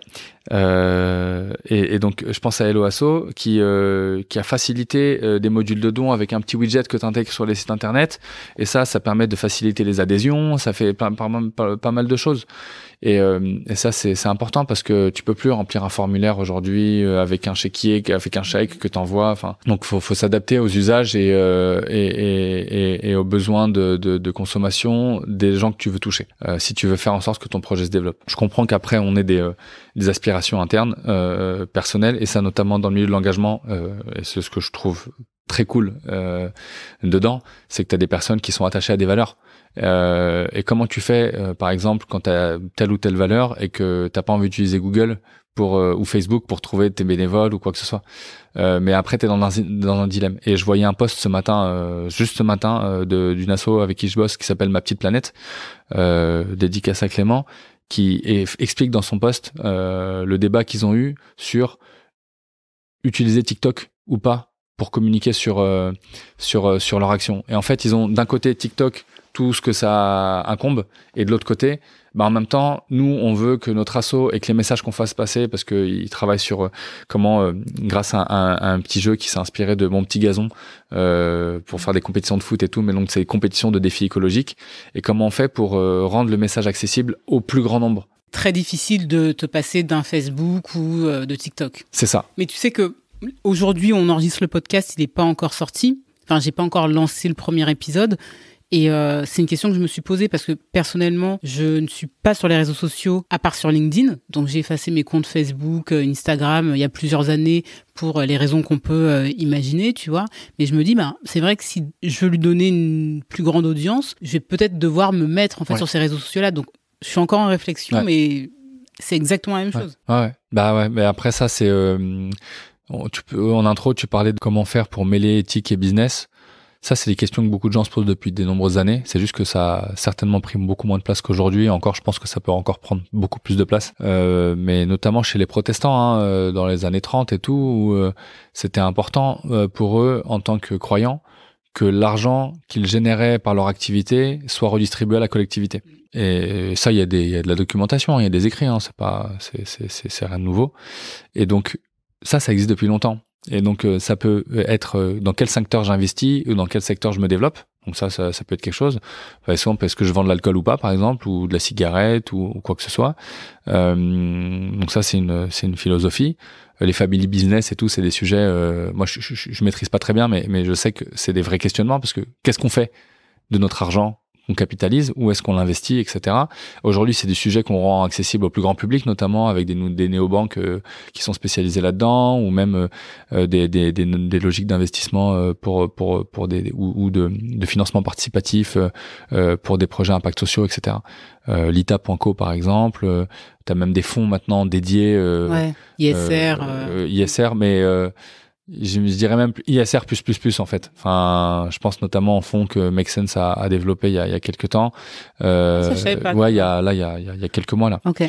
Et ça, c'est des choses qui existent depuis longtemps. Mais aujourd'hui, c'est peut-être encore plus prenant parce que l'écart entre les problématiques et l'activité, quelle qu'elle soit, il se fait encore de plus en plus. Et moi, j'ai pas de réponse, mais t'en as qui vont dire, il faut créer nos propres canaux. Il y en a qui essaient de créer des réseaux sociaux engagés. Je pense notamment à un réseau social qui s'appelle Altrui, qui se développe, et eux ils se disent nous on veut développer un réseau social vraiment social, dans le sens où on va partager que des bonnes nouvelles avec une modération qui fait que ça limite la viralité pour éviter que le même contenu soit posté 20 000 fois pour rien, parce que t'as un contenu, il va diffuser par exemple. Et je trouve ça intéressant dans la démarche. Quand Twitter en 3 secondes il y a une info qui peut virer au drame parce que personne va vérifier, parce qu'il faut être dans l'instantané, etc. Et là où on a besoin de prendre du temps, et prendre de temps, c'est prendre de l'élan, comme dirait MC Solar. Je pense que c'est important, et c'est pareil dans le business en fait. Quel canal on va utiliser pour toucher quel type de personnes. Et après, il faut faire des choix. Donc, à quel point, c'est comme tout, avec qui bosser, hein. Il y en a qui se posent des questions sur est-ce que je bosse avec telle ou telle entreprise, est-ce que je me fais financer par tel ou tel acteur.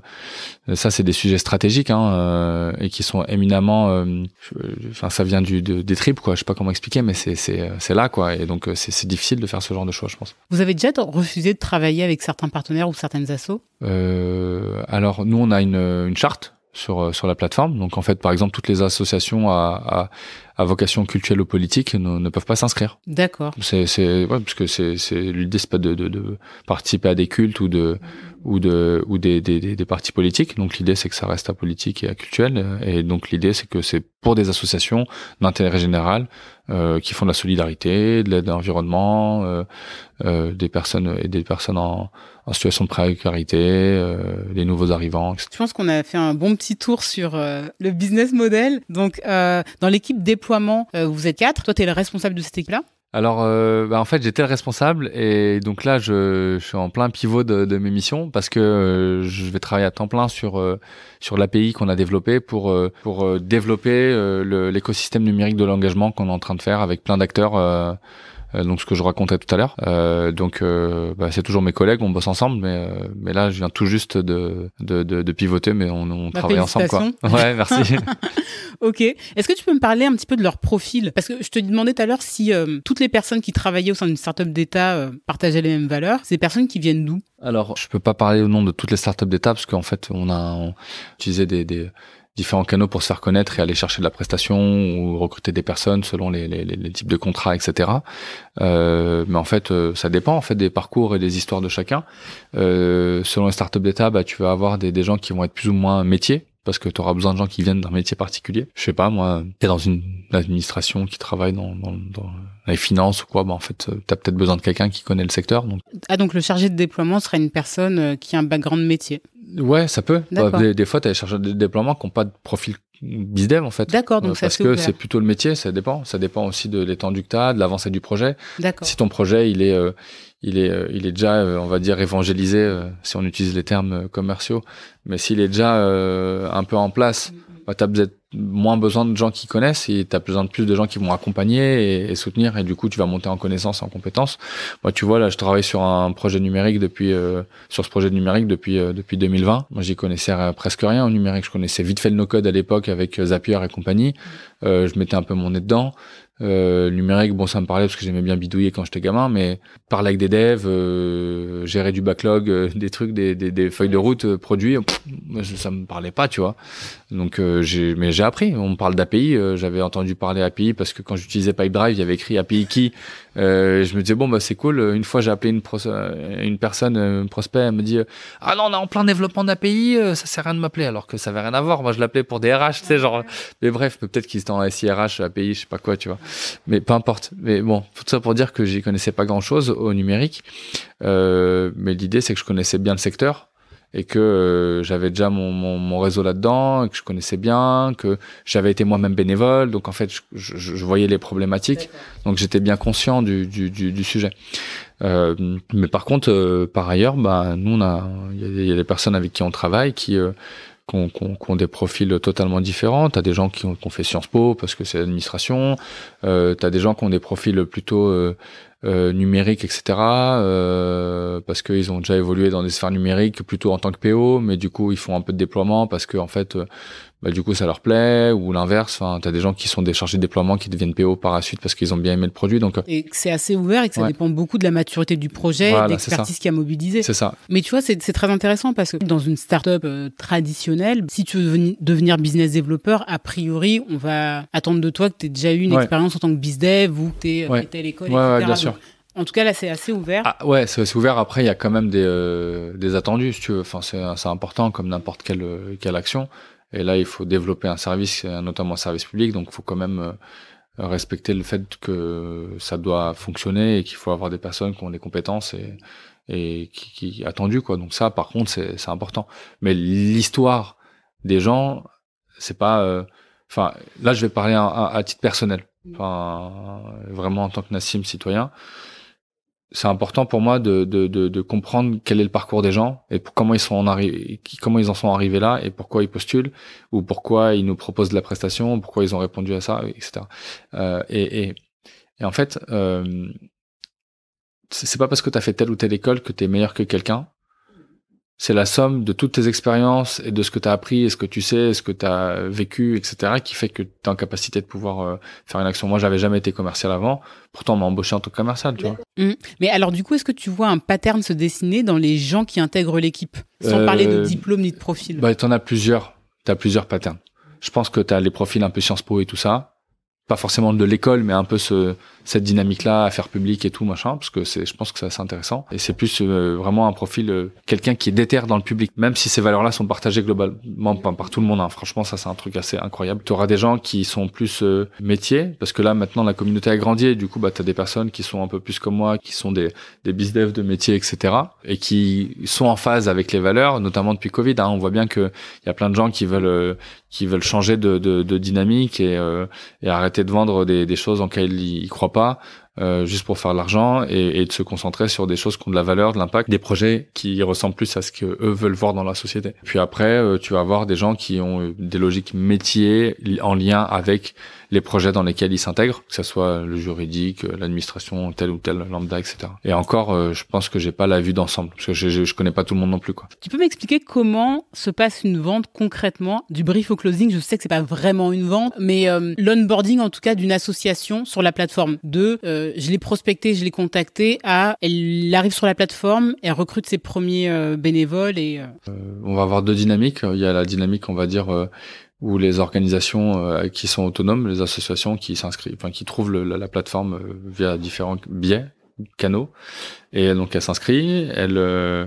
On a un formulaire très simple, le nom de l'asso, l'adresse, un petit descriptif, une photo si possible dans le cas où on peut le faire, parce que parfois on peut pas. Elle peut poster une première mission. Elle est inscrite par défaut, mais il y a une modération.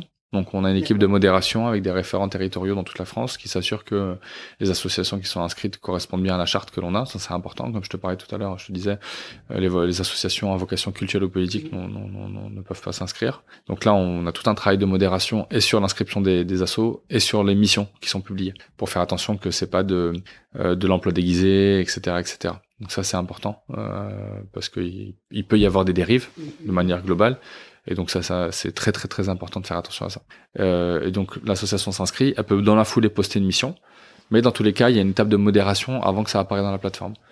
Et donc en fonction, ça peut durer quelques jours, c'est 3-4 jours, une semaine grand max, je pense pour la modération. Et ensuite la mission elle est publiée, quoi. Mais alors du coup, en tant que chargé de déploiement, c'est quoi ton rôle dans ce process-là? Aujourd'hui, on est plus dans une dynamique d'accompagner les réseaux associatifs. Par exemple, je sais pas moi, tu vas avoir Article 1, APF France Handicap ou quoi, qui vont avoir plein d'antennes en France et qui vont recruter beaucoup de bénévoles au niveau national. Et donc là, c'est les accompagner dans faire connaître le dispositif à leurs assos en interne. Nous, on fait des webinaires régulièrement pour présenter le dispositif, on explique comment ça marche. On travaille avec eux dans les cas des opérations nationales. Par exemple, je te disais tout à l'heure, la campagne que j'ai pilotée là sur l'éducation et le mentorat.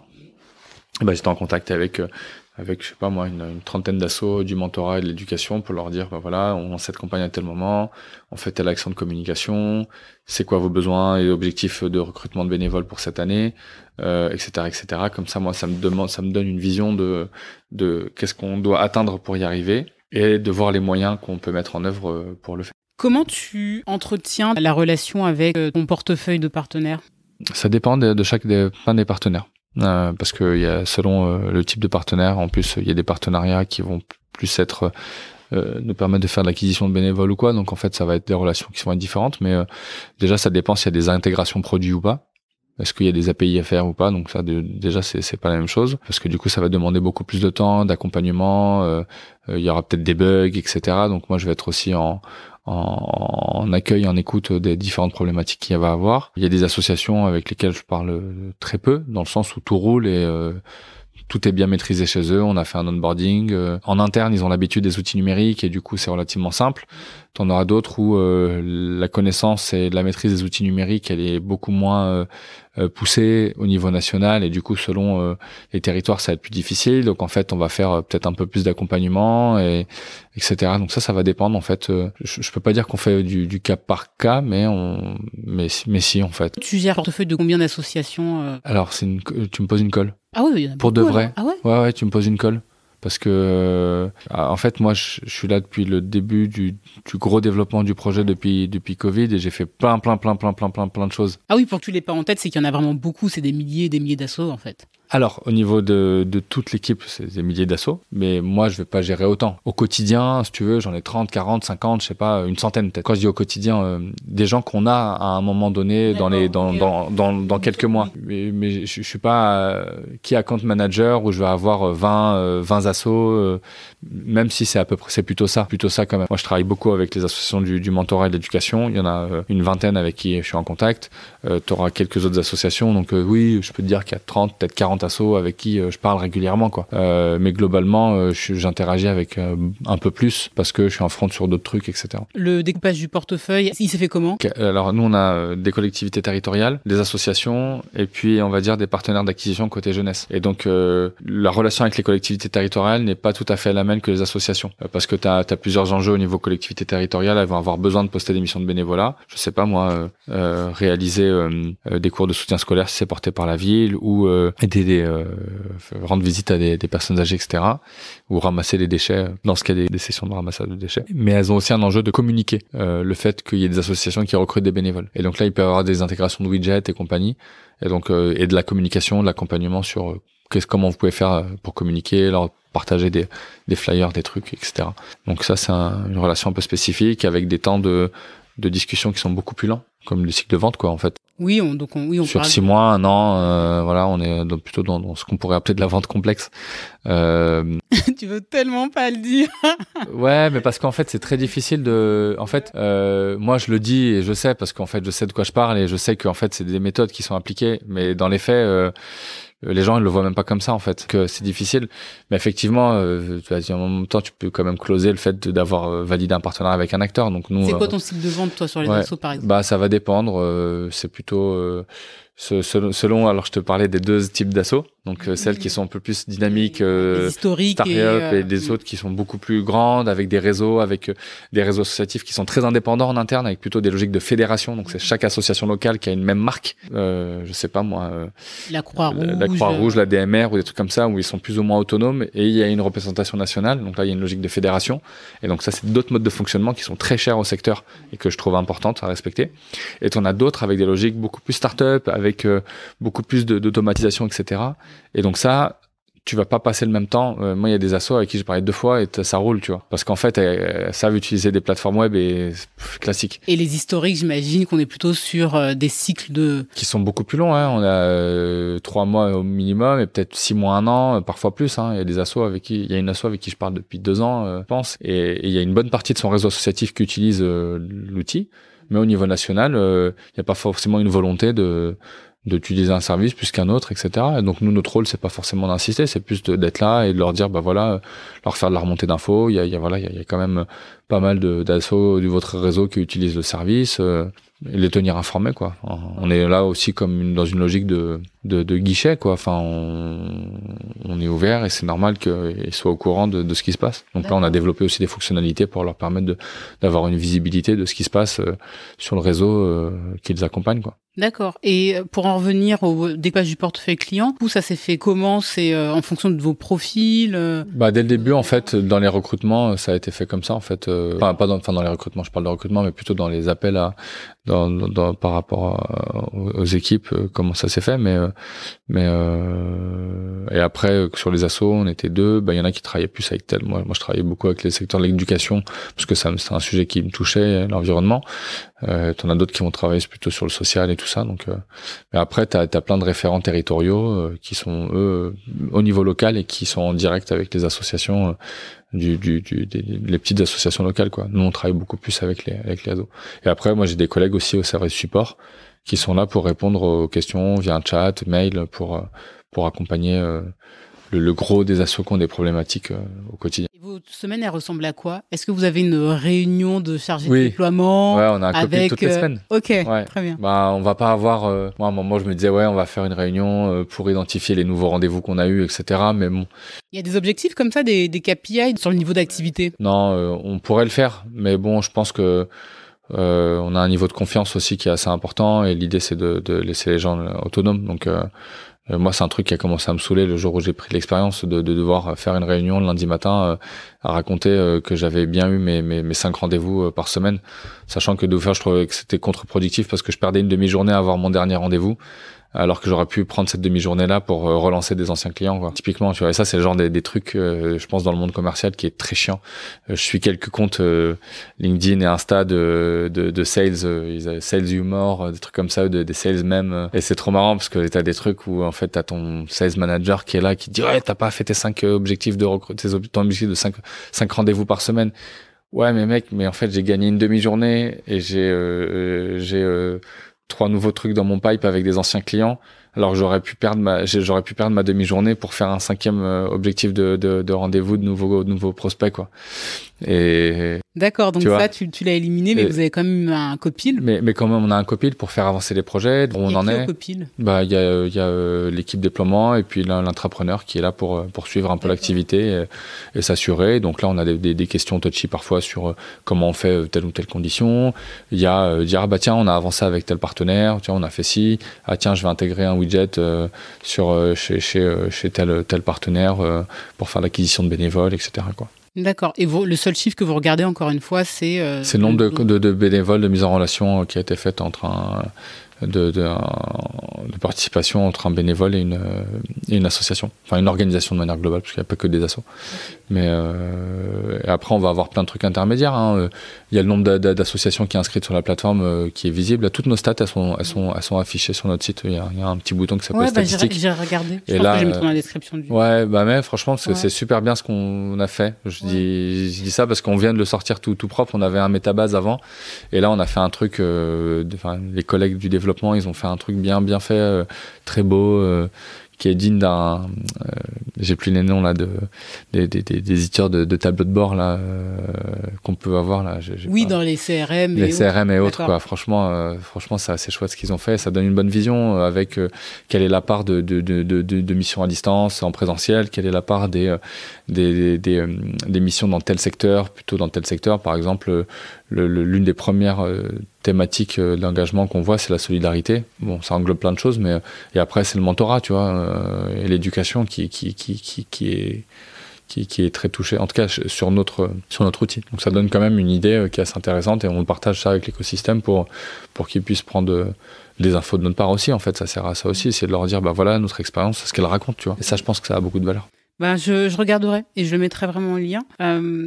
Là, tu parles de l'infographie des données que vous avez présentées. Vous utilisez une stack technique particulière. On a parlé de CRM. Est-ce que vous avez Pipedrive? Vous utilisez quoi? Ouais, bah moi j'avais proposé Pipedrive parce que j'utilisais ça avant et je trouvais que c'était bien. Je pense qu'on peut améliorer notre usage, mais bon, ça permet de gérer les suivis, etc. Après, dès qu'on est dans des logiques de gestion de projet, on utilise plus Notion. Ça c'est une machine de guerre ce truc. Franchement, j'ai rêvé d'un truc pareil et le jour où j'ai découvert ça, j'étais en mode waouh, c'est vraiment puissant. On pourrait très bien utiliser Notion comme CRM, mais je pense que ça a ses limites. Ouais, ça a ses limites. Enfin, personnellement, j'aime bien geeker un petit peu les outils CRM et c'est pas fait pour ça. Et Pipedrive, c'est vraiment l'outil pour les équipes commerciales. Prospection.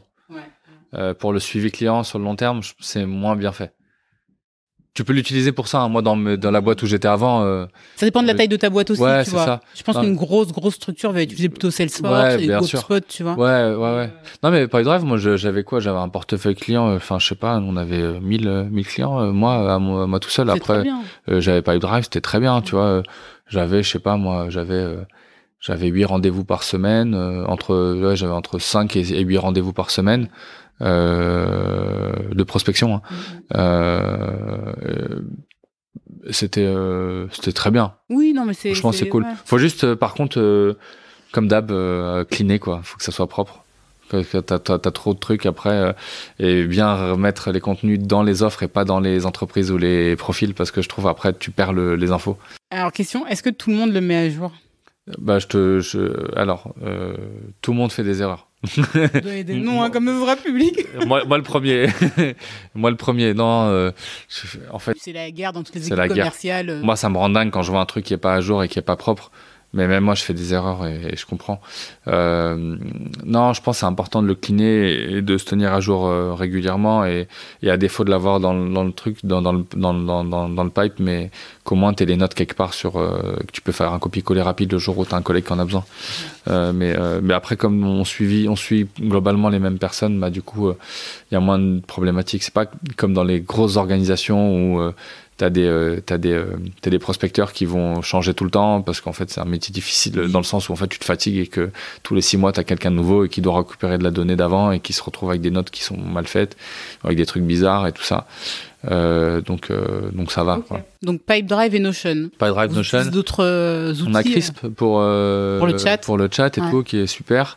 La FAQ, on l'utilise aussi. On a fait des intégrations avec les réseaux sociaux et comme ça, les questions réseaux sociaux arrivent sur le support et comme ça permet de centraliser aussi le suivi. On utilise Plausible pour suivre les métriques de visite, etc. Ah, je connais pas. C'est une alternative à Google Analytics. Ah, parce que du coup, vous n'utilisez pas la suite Google pour votre mail, votre Drive Non, alors moi, j'aime bien utiliser Google Mail parce que c'est mon outil à moi. Donc, perso, ouais. Mais là, on utilise Plausible pour l'analytics de notre côté. Et le mail, c'est... on a des... non, on a un truc open source parce que en fait, comme c'est Betago, ils aiment beaucoup, c'est dynamique open source, etc. D'accord. Donc là, c'est Roundcube. D'accord. Okay. Mais moi, j'ai fait des redirections mail. Ah, ça me dit quelque chose, Roundcube. Ouais. On utilise Slack là pour les discussions. On a plein de canaux. Ouais, non, mais ça va. Hein, on n'est pas. Non, mais attends. On n'est pas périmé. Hein, non, mais je pense que c'est des questions que les gens ils se posent. Ouais, tu vois, parce raison. que tu lis forcément l'administration. Quand tu penses à l'administration. Ouais, je pense pas à Slack. Ouais. Mais après, c'est pas tout le monde. Mais nous, on utilise Slack pas mal. Moi, les mails, je peux pas pour envoyer 2-3 infos. Enfin, je peux envoyer un mail, quoi. Même moi, j'aime bien utiliser l'intégration Slack sur Gmail. Enfin, dans ce qui me concerne, parce qu'en fait, je peux transférer un mail directement dans une discussion Slack. Et moi, j'adore ça. Il y a pas beaucoup de monde qui utilise ça dans mon équipe. Je suis triste. Mais moi, j'aime trop ça. Bah ouais, comme ça évite d'avoir des boucles à rallonge, quoi. Y a, au niveau Betago, on utilise Mattermost, qui est open source, donc je connais pas c'est comme plus. Slack, mais c'est open source. D'accord. Et c'est super bien foutu. Franchement, c'est vraiment pas mal. Et voilà. Après, le reste, c'est côté dev. On a utilisé Trello à un moment, mais c'est assez limite, je trouve, notamment en termes de pipe. Enfin, c'est pas très ergonomique. Puis si tu utilises déjà Notion, en fait. C'était avant Notion. Moi, j'ai parlé de Notion quand je suis arrivé parce que j'avais découvert ça quand j'étais bénévole chez Make Sense. Et j'ai dit, Notion, on va y arriver. Et ça a mis 1 an et on a utilisé Notion. Mais je savais pas trop comment on allait utiliser Notion. Je savais qu'on pouvait faire des intégrations de plein de trucs. Mais moi, j'arrivais pas à modéliser notre usage parce qu'on n'avait pas assez d'activités différentes et tout machin. Donc, on était plutôt sur des logiques de drive et compagnie. Voilà. Et donc, je pense que c'est le gros du gros. Si, j'utilise Calendly. Ah oui, oui. Ah ouais, moi je suis un fan de Calendly, j'adore ça. Mais tu sais que Google a développé un outil aussi pour la prise d'agenda. Ouais. Et il est dans la version gratuite, je crois, non ? Dans la version gratuite en bêta. En bêta, ouais. Donc je pense que Calendly RIP dans pas très longtemps. Ouais, j'ai pas envie de leur porter l'œil, donc je dirais rien. Mais j'avoue, quand j'ai vu ça, ils ont sorti ça il y a pas longtemps, j'ai fait wow. Parce que Pipedrive avait déjà fait un truc. Je l'ai pas réutilisé depuis, mais à l'époque, je trouvais que c'était pas ouf. C'était il y a 3-4 ans. Non, il y a 3 ans ou 2 ans. Mais là, je crois qu'ils l'ont amélioré, mais je l'ai pas utilisé. Mais après, il fallait que ton agenda soit bien clean, ton agenda Pipedrive. Si tu utilises l'agenda Pipedrive, c'était cool. Si tu utilises ton agenda Google, par exemple, ça marchait pas très bien, je trouve. Mais Calendly, ouais, je trouve ça assez puissant. Mais ouais, Google, et en plus, comme ils ont comment ça s'appelle, le truc là pour faire des sondages là. Oui, c'est Google Form. Non, alors ils ont racheté. Ah oui, ils ont racheté. Ils ont pas racheté. C'est quoi, j'ai un doute. Mais tu vois, moi j'étais étonné que Google ne rachète pas Calendly. Ouais, ça se trouve Calendly voulait pas vendre à Google, je sais pas. Ouais, faut demander aux gens de la startup. Ouais, j'ai pas regardé. Non, j'ai pas regardé, je sais pas. Mais ouais, après, non, Calendly, j'adore ça, c'est bien et en plus c'est super bien fait. Et si tu t'amuses un petit peu, tu fais des super trucs. Moi, j'ai découvert ça chez un gars qui travaille à la délégation interministérielle à l'accueil et l'intégration des réfugiés. Il avait fait un Calendly trop cool où il avait mis salut, moi c'est Nour, on va se parler tant de minutes pour parler de ça. Et ça m'a inspiré pour en faire mon Calendly un peu comme comment on appelle ça, une landing page. En copywriting en fait. Ouais. Mais comme une landing page, ouais. Et moi je l'avais fait jour très simple. Et quand je l'ai vu, je me suis dit, mais en fait, je vais développer un peu plus. Et je trouve ça cool parce que Calendly te permet vraiment de faire des trucs en formulaire à plusieurs étapes. Donc, tu as une étape 1, étape 2, étape 3. Tu as des petits hacks pour mettre un numéro de téléphone obligatoire au cas où. Et comme ça, tu te dis, c'est juste au cas où, si jamais j'arrive pas à t'avoir en rendez-vous, que je puisse te rappeler. Du coup, ça te fait de l'acquisition de numéro de téléphone. Enfin, bref. C'est quoi les objectifs d'ici la fin de l'année et sur 2023 ? Poursuivre ce qu'on fait, continuer à aider les associations, améliorer un peu ce qu'on fait sur les logiques d'opération nationale. Donc l'idée d'avoir vraiment de la régularité avec des grandes opérations, comme je te disais tout à l'heure, sur l'éducation, le mentorat, les banques alimentaires et tout. Donc c'est consolider un petit peu cette méthode parce qu'on voit que ça fonctionne et ça aide beaucoup les assos. Continuer notre démarche à être encore plus simple d'utilisation, à avoir de la visibilité peut-être un peu plus sur d'autres services publics, notre site internet public par exemple. Voilà, et moi un truc qui m'intéresse beaucoup et sur lequel il faut qu'on bosse, c'est continuer à développer cet écosystème numérique de l'engagement et de faire connaître aussi ça, parce que tout le monde ne sait pas assez qu'on a cette API qui permet d'intégrer les missions de bénévolat et tout ça, et donc je trouve ça assez chouette de pouvoir créer des partenariats grâce au numérique de cette manière. Je sais pas, mais tu vois, là, je pense à Lydia qui a un module de dons aux assos. Ça, je trouve ça cool, tu vois. Donc, pourquoi pas faire ce genre de truc sur le bénévolat avec d'autres acteurs. Mais moi, je t'avouerais que parfois, j'entends parler de certaines startups et je me demande si, à terme, leur vocation, ça serait pas d'intégrer, l'administration publique. C'est comme quand on voit comment Doctolib a aidé le gouvernement, notamment pendant la période du Covid et au moment de la vaccination. Ouais. Alors, il y a des petits trucs comme ça. Est-ce que j'ai des exemples? Si, nous, ce qu'on a fait avec Bouygues Télécom, donc je pense que c'est un bon exemple. Il y en avait un que je viens d'avoir en tête. C'est pas une grande, elle est pas encore connue, mais c'est une mutuelle qui s'appelle Jagi. JAGI, c'est tout nouveau, et donc ils ont développé toute une plateforme, etc. Et dedans, l'engagement auprès des assos, c'est important pour eux, donc ça fait partie de leur ADN et de leur raison d'être. Et donc on a travaillé pour intégrer des missions de bénévolat sur leur outil, quoi. Et typiquement, je pense que la question de l'engagement, c'est de plus en plus présent. L'engagement des entreprises, on le voit, hein, c'est un gros sujet. Moi, j'ai travaillé un peu là-dessus, notamment sur les questions de handicap, de discrimination et autres. Mais donc là, on va avoir l'engagement vis-à-vis de toutes les parties prenantes. Ça va être les citoyens d'un territoire, ça va être le mécénat de compétences, ça va être la consommation responsable, etc. Donc de fait, l'engagement bénévole, peut-être que il y aurait des appels. On l'a vu pendant le confinement, des entreprises qui ont appelé à l'engagement. Pendant l'Ukraine, je me souviens que je suis allé à Monoprix et j'étais à la caisse. Je vais pas souvent plus là-bas et je tombe à la caisse, je vois une petite affiche en A4 imprimée à l'arrache sur un Word, tu vois, avec écrit si vous aussi vous voulez aider sur la crise d'Ukraine, scanner le QR code pour aller sur la plateforme du gouvernement. Et donc là, il y avait cette fameuse plateforme pour l'Ukraine qui a été développée. Et donc il y avait plein de manières d'aider. Et il y avait une manière, c'est de s'engager bénévolement. Et donc on avait intégré un module jevaider.gouv.fr pour pouvoir mettre en avant les missions de bénévolat qui se trouvaient là où habitaient les gens, en lien avec les personnes réfugiées. Quand on a préparé le podcast, tu vois, on en a discuté. Ouais. La plupart des chargés de déploiement, si j'ai bien compris, sont freelance, donc les tarifs sont publics. Ouais, donc en gros, il y a de l'appel à la prestation pour différents corps de métier, soit les devs, les product owners, du gros, du bizdev, etc. T'as des chargés de déploiement qui sont contractuels ou quoi. Enfin, en fait, t'as plein de trucs. J'ai pas tous les infos, mais donc t'as différents types de possibilités. Et donc tout est public. Sur le site betagouv.fr, t'as tout. D'accord, ça je le mettrai aussi en lien. Et on est d'accord, du coup vous n'avez pas de variable. Ouais, non, justement, moi on peut rentrer dans une logique philosophique des métiers de la vente. Et on parlait d'éthique. Je pense que je vais me faire taper sur les doigts par plein de gens en disant ça. Je pense que le modèle de rémunération variable est questionnable. Je dis pas qu'il est pas bon. Je dis qu'on peut réévaluer la manière dont c'est fait. Et je trouve mais ça c'est mon expérience perso. Je peux pas dire que c'est vrai pour tout le monde et je peux pas dire que c'est vrai dans tous les secteurs. Mais je trouve ça dommage de recruter de la chair à canon à 1500 € et de raconter l'histoire de gagner le double ou le triple en faisant des grosses ventes. C'est pas le cas pour toutes les Non, c'est pas le cas. Donc je fais un gros j'exagère les traits pour qu'on ait l'image. Et c'est pas le cas de toutes les boîtes et c'est dans des trucs très précis, etc. Mais je trouve que c'est important pour moi d'arriver à un modèle de rémunération qui permet de plus être dans rassurer les gens et de faire en sorte que si t'es bien là où t'es, il y a pas de raison que tu sois pas performant. Parce que tu peux très bien avoir des modèles de rémunération très bons. tu vas garder les gens, mais tu vas pas forcément les garder très longtemps et ils vont péter un câble. Mais c'est un parti pris, hein. C'est un modèle, hein. C'est un modèle, hein. Tu vas user les gens jusqu'à ce qu'ils se fatiguent et tu vas en recruter des nouveaux. Et après, tu les uses pas forcément. Je pense que là, on parle vraiment d'un certain type de Oui, de ce ouais, bien sûr. Non, on parle d'un certain type de vente.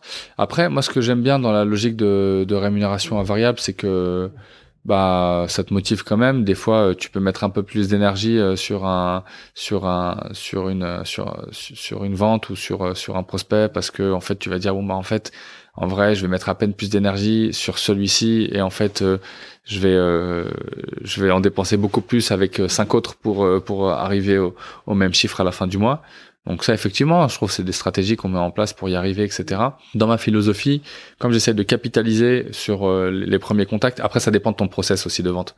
Parce que c'est sûr, c'est sur des process de cycle vente très long, avec des process où tu fais beaucoup de rendez-vous en présentiel, etc. En fait, c'est pas la même chose que quand tu as beaucoup de choses qui se passent au téléphone ou en visio et que ça va très très vite.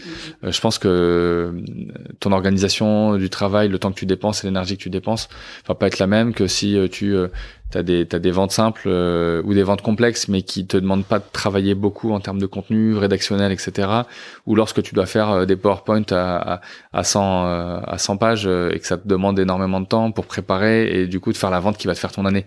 Donc voilà. Donc ça, je pense qu'il y a tellement de choses à raconter. Et aussi en termes de compétences, parce que la personne qui est en capacité de faire le PowerPoint, de faire une vente unique sur l'année, on parle en général de panier moyen à 7 chiffres, voire plus. Moi, j'ai jamais fait ça, par exemple. Donc, tu peux pas avoir... c'est pas tous les profils. Non, bien sûr, on est tout à fait d'accord.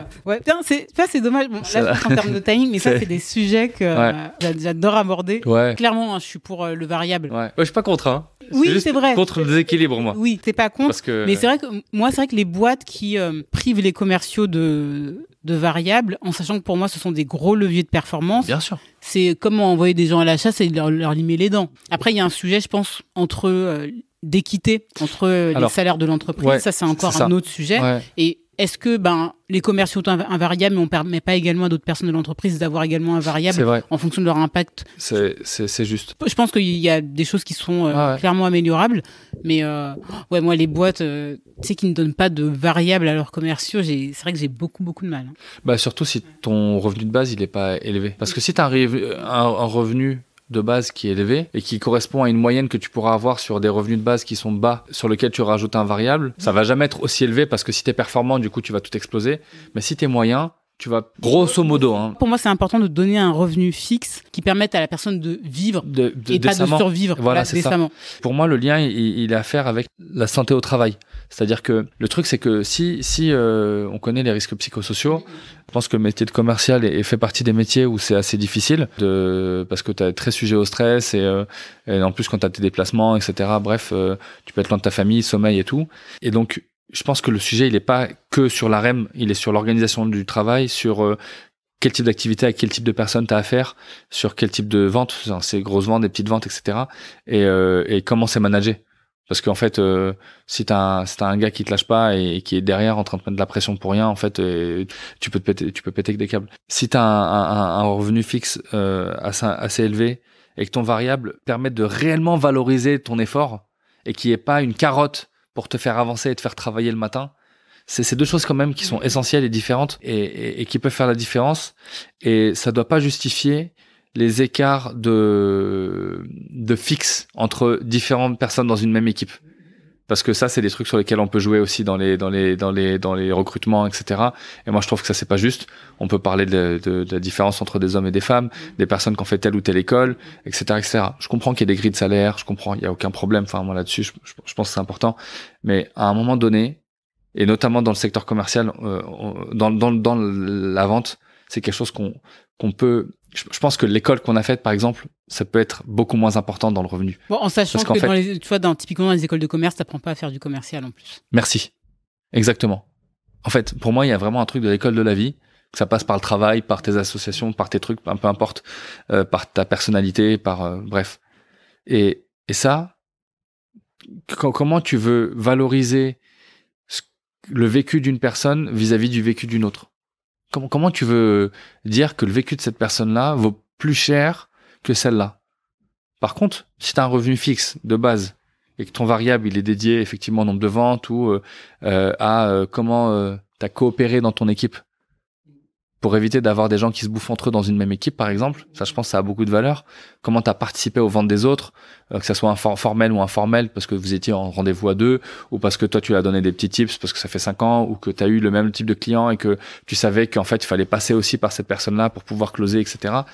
Mais ça, c'est pour moi des trucs qui sont à valoriser parce que tu es plus dans la coopération, parce que tu es plus là pour partager ensemble. Et là aussi, il y a une démarche d'éthique à avoir dans quel est le modèle de management dans les équipes commerciales. Je suis pas un expert de ça.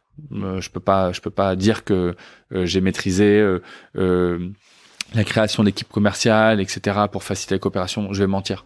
Par contre, je sais ce que c'est de bosser en équipe et je sais ce que c'est de gérer des frustrations des uns et des autres ou d'avoir une boss qui va filer ta liste à un gars. Alors que moi, la liste, ça fait 6 mois que je la travaille, que je la clean et que j'ai déjà appelé mes gens et qu'en fait, j'ai juste à aller piocher dans ces gens-là pour faire mes rendez-vous le jour où on a besoin. Et qu'en fait, le gars qui vient d'arriver, il récupère tous ces rendez-vous-là. Ouais, ça fout le seum, ça. Tu vois, et ça, c'est le genre de trucs qui sont c'est des pratiques qui se font, parce que effectivement, ça bénéficie au global, mais c'est au détriment d'une personne. Donc, comment on fait pour créer de la coopération là-dessus? Parce que moi, ça se trouve, tu m'aurais demandé de travailler avec cette personne-là pour l'aider. En fait, je lui aurais filé des leads.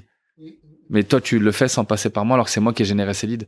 Donc, et ça, c'est un truc qui est assez intéressant parce que générer des leads et des contacts, c'est quand même un savoir-faire personnel.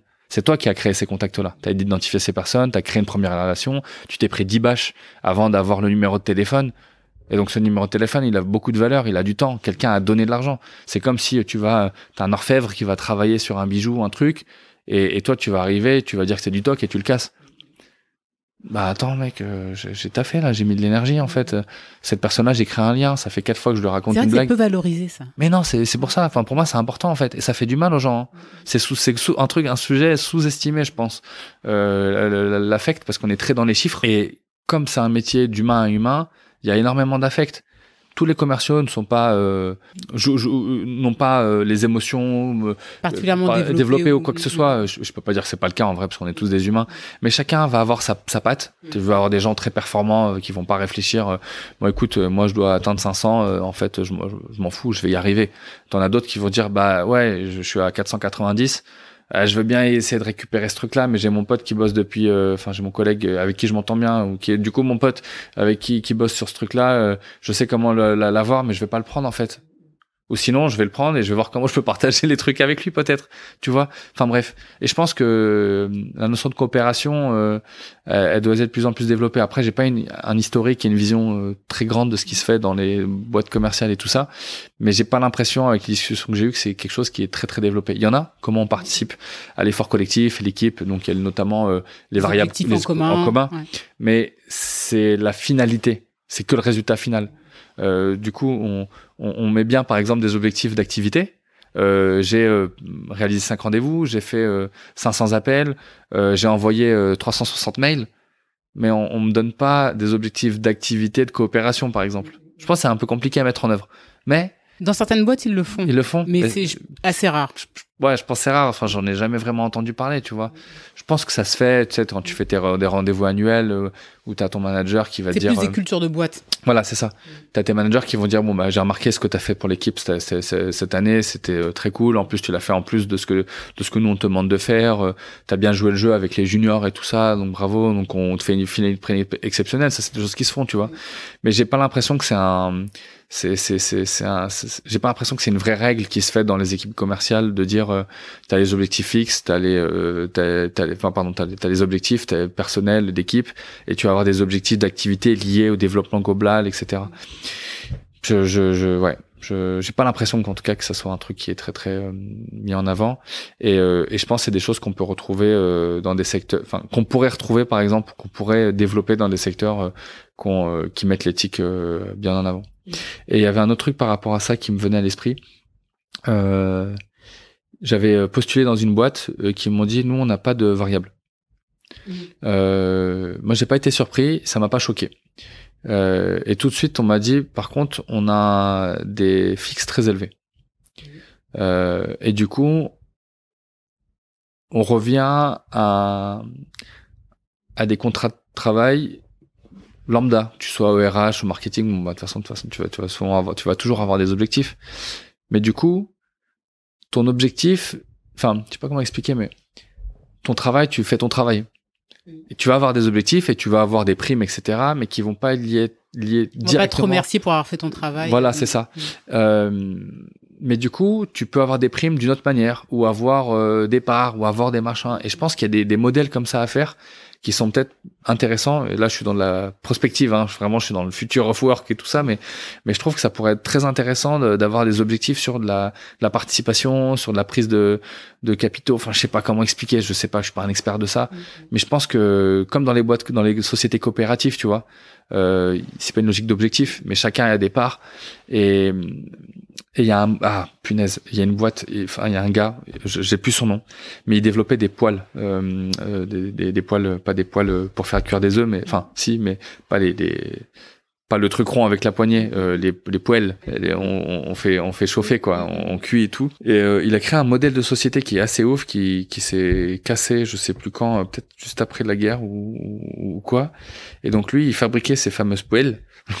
Et lui, il a créé un village société, si tu veux, où il avait un grand bâtiment où les gens habitaient dedans avec une verrière interne et il valorisait les revenus des gens de manière équivalente selon leur statut, etc. Et puis même les maisons qu'ils avaient étaient liées en fait dans leurs bénéfices, dans leurs perks, dans les avantages. En gros, il y avait c'était en France. Hein. Et t'avais le droit donc d'avoir une maison dans un bâtiment qu'il avait créé, enfin un appartement dans une maison qu'il avait créé. Et en fait, il attribuait des appartements aux familles en fonction du nombre de personnes dans le foyer et pas en fonction du statut social de la personne. Tu vois, je trouve que ça c'est assez ouf. Dans l'entrepreneuriat social, il y a une règle, je crois que d'écart de salaire de 1 à 10 ou à 100 max, enfin non, pas 1 à 10 je pense. Désolé là, je peux me tromper, je devrais pas. Mais je trouve que tu sais, c'est des trucs un peu comme ça. Le sujet il est beaucoup plus large que est-ce qu'il y a un fixe ou un variable quoi. Et c'est mêler tout ça. Il y a un auteur de sociologie des organisations qui s'appelle François Dupuis. C'était un élève ou je sais pas comment on appelle ça, mais quelqu'un qui un disciple, merci, de Michel Crozier, et qui a écrit un bouquin qui s'appelle Lost in Management. Il y a 2 numéros 1 et 2. Et donc c'est la faillite de la pensée managériale. On dérive peut-être un peu sur le commercial, mais pas trop. Et en fait, il parle du coup des modèles et managériaux. Et donc il parlait que tu peux pas adapter des règles dans un contexte ou un autre parce que du coup c'est totalement différent. Les règles du jeu changent, l'environnement change, etc. Et typiquement, bon, moi je connais pas exactement, mais c'est ce qu'il écrivait comme exemple. Il disait que tu vas pas motiver une personne en France ou aux États-Unis de la même manière qu'en Inde. C'est pas parce que tu vas donner 400 € à quelqu'un de plus qu'il va se sentir valorisé. Au contraire, il va peut-être penser que t'es en train de le rassurer pour lui dire bon bah c'est cool, tiens. T'es en galère, enfin. Oui, ça dépend aussi beaucoup de l'environnement, de valeur, et la culture. Ouais. Et ça, c'est intéressant de se poser ce genre de questions. J'avais lu un bouquin à l'époque quand j'étais en master sur mon mémoire qui s'appelait, c'était un bouquin de Claude Lévy-Leboyer, qui est une psychosociologue, et qui s'appelle La motivation au travail. Et moi, je me suis beaucoup posé la question de la motivation au travail, parce que quand j'étais en alternance, je comprenais pas pourquoi on avait des niveaux de motivation différents sur notre activité, parce que je pensais que les gens, ils faisaient ça parce qu'ils étaient contents de le faire. Parce que moi, j'étais content de le faire. En fait, j'étais déterminé je voulais faire quelque chose qui me plaisait, tu vois. Même quand je travaillais dans les égouts, j'étais trop content de pouvoir faire ça. J'avais ma petite sœur à l'époque, qui a 15 ans de moins que moi. Je me disais, ah bah tiens, ça c'est des plaques d'égout comme ça c'est ça. Les gens, ils me prenaient pour un ouf, tu vois. Mais moi, c'est juste, je suis content de partager un truc que je fais et qui me plaît, tu vois, parce que je suis là parce que ça me plaît. Si ça me plaît pas, je me casse.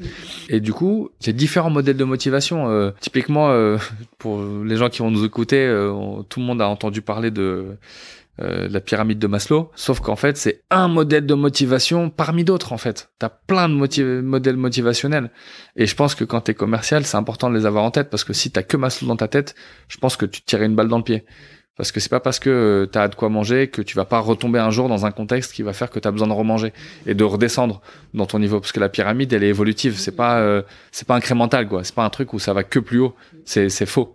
Je le dis, je suis catégorique là-dessus, parce que c'est une erreur que beaucoup de gens font en marketing et dans le commercial, en pensant que parce que t'as avancé dans la vente qui a pas bougé, etc. Au contraire, il y a un gars que j'aime beaucoup sur LinkedIn, avec qui j'ai pas mal parlé et qui a créé une école de formation dédiée à la vente, qui s'appelle Youssef Koutari. Ah oui, Coûte que coûte. Donc j'avais donné un cours, deux cours dans son école, et donc trop bien. Les élèves, les apprenants, mortels, franchement. Youssef, vraiment cool. Très feeling et tout ça. J'aime bien ce genre de personnes. Donc, big up Youssef. Et il citait un exemple qui est très vrai, parce qu'il y a plein de gens qui aimaient le foot dans les apprenants, et il parlait du voilà, t'es dans un magasin, tu vends des chaussures de foot, et donc t'as un gars qui était chaud pour dépenser 300 balles dans la nouvelle paire de Nike ou je sais pas quoi, pour avec des crampons et tout. Je suis pas footeur, hein, vous l'aurez compris, là je suis en PLS quand je parle de crampons. Mais bizarrement, il dit bon bah là j'ai pas l'argent, je le récupère la semaine prochaine, donc je reviens à la boutique dans 10 jours. Sauf qu'entre-temps, il s'est cassé la jambe, et du coup il peut pas jouer au foot. Donc lui, il était arrivé à un niveau de maturation où il va avoir les moyens de se payer ce truc-là, etc. Sauf qu'en fait, il se casse la jambe, donc il va pas investir dans une basket alors qu'il va pas pouvoir jouer dans la prochaine année, quoi. Et ça, dans les modèles motivationnels, bon, c'est important de le comprendre parce que ça bouge, et c'est pareil dans une équipe commerciale. On va avoir des humeurs, tu vas avoir des types de personnalités qui vont être différentes. Moi, par exemple, dans l'année, je vais avoir des gros moments de up et des moments de down, tu vois. Enfin, pas de down, mais de baisse. Et en fait, j'essaie de capitaliser sur les moments up pour que les moments down soient un peu plus dans d'autres actions. Oui, que tu puisses te focaliser sur des choses où tu as besoin de beaucoup moins d'énergie. Ouais, c'est ça. Et de capitaliser à des moments de l'année ou de la semaine ou de la journée, tu vois. Par exemple, il y a Mélanie Duclos sur LinkedIn avec qui on parle de temps en temps, que j'aime beaucoup aussi, intéressant aussi dans ce qu'on appelle le social biz dev ou le business engagé. Elle fait des plages de rendez-vous, je crois en début de semaine sur 2 jours, où elle fait ses rendez-vous, et tout le reste de la semaine t'as plus d'énergie et du coup tu vas plus te poser en introspection, etc. Moi là je suis en phase où j'ai besoin de refaire une nouvelle dynamique parce que je change, je viens d'être papa, machin, tout ça, et ça joue en fait de comment t'organises ton équipe, comment tu donnes la liberté. Peut-être que t'as des gens qui sont prêts à gagner moins d'argent pour avoir plus de liberté aussi. C'est pas négligeable, hein. Surtout aujourd'hui, à l'époque Covid, machin, où le télétravail a pris beaucoup plus d'ampleur. Nous, on bosse essentiellement à distance, hein. Ouais. On est tout le temps sur Slack, on a des séminaires mensuels où on se retrouve, etc. Et on capitalise sur ces séminaires pour faire des ateliers en collectif et tout. Et ça, pour moi, ça a beaucoup de valeur. Enfin, moi, je suis prêt à parier que t'es des gens qui sont prêts à gagner quelques euros en moins, quelques centaines d'euros en moins pour être en full télétravail. Parce que, en fait, ça te fait gagner, allez, si t'es à Paris, on va dire 2 heures par jour de transport. 2 heures par jour fois 5, ça te fait 10 heures c'est une journée. Tu gagnes une journée juste parce que t'es en full remote. Ça, moi, je suis prêt à gagner moins d'argent pour ça. Je suis prêt à mettre une partie d'un variable ou du variable juste pour avoir ça. Ou avoir un cadre managérial, organisationnel, bienveillant, où on t'écoute. C'est pas parce qu'on t'écoute qu'on fait tout ce que tu dis, mais on est dans la discussion. À défaut d'avoir où t'es dans des modèles managériaux qui vont être, j'ai plus les termes, mais il y a Make Sense par exemple qui est très intéressant à les rencontrer ou à discuter sur des modèles organisationnels où typiquement on va être sur des dynamiques où on va pour tout changement, on va aller faire des appels à sollicitation et dire expliquer le projet et demander l'avis des uns et des autres. Toi, t'es le lead sur le projet. Et ben en fait, c'est pas parce que les autres ont dit non à 90% que tu vas pas le faire. Ouais. Mais si tu décides de le faire, tu le fais en conscience. Parce que du coup, si ça marche pas et que ta décision elle a impacté, c'est ta responsabilité. Et tu vois, ça par exemple, je trouve que on peut essayer de taffer cette notion de responsabilité dans l'univers commercial, parce que t'as beaucoup de gens qui ont des pratiques qui sont pas forcément super chouettes ou qui sont prêts à faire des trucs un peu bizarres et qui peuvent avoir des répercussions derrière sur l'image de marque, sur la notoriété, sur les équipes qui vont récupérer les projets, parce qu'on sait que t'as des commerciaux, moi je me souviens, j'avais des discussions, des gens qui te vendent des trucs impossibles, ouais, et les équipes projets qui se récupèrent un truc qui peuvent pas le faire, et du coup ça crée des tensions en interne. Donc le commercial il est content, mais quand l'équipe projet elle n'a pas en capacité de délivrer ce qui a été vendu, ça a pas de sens. Tu peux pas vendre quelque chose. De la chimie, il y a rien qui se perd, rien qui ne se crée, tout se transforme. Donc si t'as un commercial, j'ai réussi à parler chimie dans une dynamique commerciale, je suis trop chaud. Non mais c'est vrai, si tu vends un truc à 100 mais qu'il y a 90 dans la caisse, tu peux pas vendre 100 alors qu'il y a que 90. Et je trouve que notamment dans notre époque, etc. Je pense, voilà, on en avait parlé de toute façon en préparant sur tout ce qui est la négoce de matières premières, etc. Mais je pense qu'il y a un vrai sujet autour de comment on vend par rapport à qui récupère aussi le projet, tu vois. Et on peut être dans des dynamiques de comment... bref, on peut aller très loin. Mais c'est aussi une des raisons pour lesquelles je t'ai invité, c'est que je savais que ça allait être plus philosophique que terre à terre. Ouais. Donc pour ça, je te remercie, Nassim. Non, merci à toi alors de pouvoir donner la parole à ce genre de sujets qui sont connexes à l'activité de commercial, mais qu'on n'entend peut-être pas assez. Est-ce que tu veux partager d'autres choses ? Non, franchement, trop cool. J'ai hâte de voir la suite et de voir les autres personnes qui vont participer à ce podcast-là. Et si, je vais partager un truc quand même. Parce que j'ai beaucoup de gens qui m'écrivent sur LinkedIn pour me demander de raconter un peu tout ça, donc je suis content de participer à des podcasts comme celui-là parce que j'ai touché différents types de personnes par rapport à mes différentes facettes. Bien sûr. Et donc ça c'est trop cool parce qu'en fait je suis tellement content de pouvoir avoir une occasion de raconter ça parce que je sais aujourd'hui que tu as des commerciaux et des commerciales, parce qu'on utilise beaucoup la notion masculin dans le commerciaux et tout, je trouve ça dommage parce que du coup ça efface énormément le nombre de femmes qui œuvrent dans ce métier-là. J'ai des personnes qui viennent me contacter sur LinkedIn pour partager l'expérience. Cette semaine encore, un gars qui se lance dans la voiture commerciale en alternance et tout ça. Et j'ai pris 1 heure comme ça pour lui raconter. Donc ce qui est cool, c'est que je peux faire ça en une fois pour beaucoup de gens. De manière démultipliée. C'est une logique d'impact. Et puis des fois, je reçois des messages de gens qui ont écouté ces contenus et qui viennent m'écrire et qui me disent bah cool, est-ce qu'on peut se reparler, ou j'ai bien aimé que tu parles de ça, etc. Et donc on n'est pas tout seul en fait. Donc, à toutes les personnes qui évoluent dans le bizdev, qui sont engagées, qui ont des valeurs, qui veulent identifier une route, toujours en faisant ce métier-là dans des secteurs qui les intéressent, continuer. Enfin, mon père, il disait toujours que tu vas pas vivre d'amour et d'eau fraîche, mais sauf qu'en fait, c'est bien l'amour qui me fait vivre au quotidien dans mon métier de bizdev. Donc franchement, kiffer quand ça existe. Ok, bah maintenant vous savez que c'est possible. Merci Nassim. Avec plaisir. Ciao. Ciao. Merci d'être arrivé jusqu'à la fin de cet épisode. J'espère qu'il vous a plu et que vous avez appris des choses. Si c'est le cas, vous pouvez lui donner 5 étoiles sur votre plateforme d'écoute et le partager à votre entourage.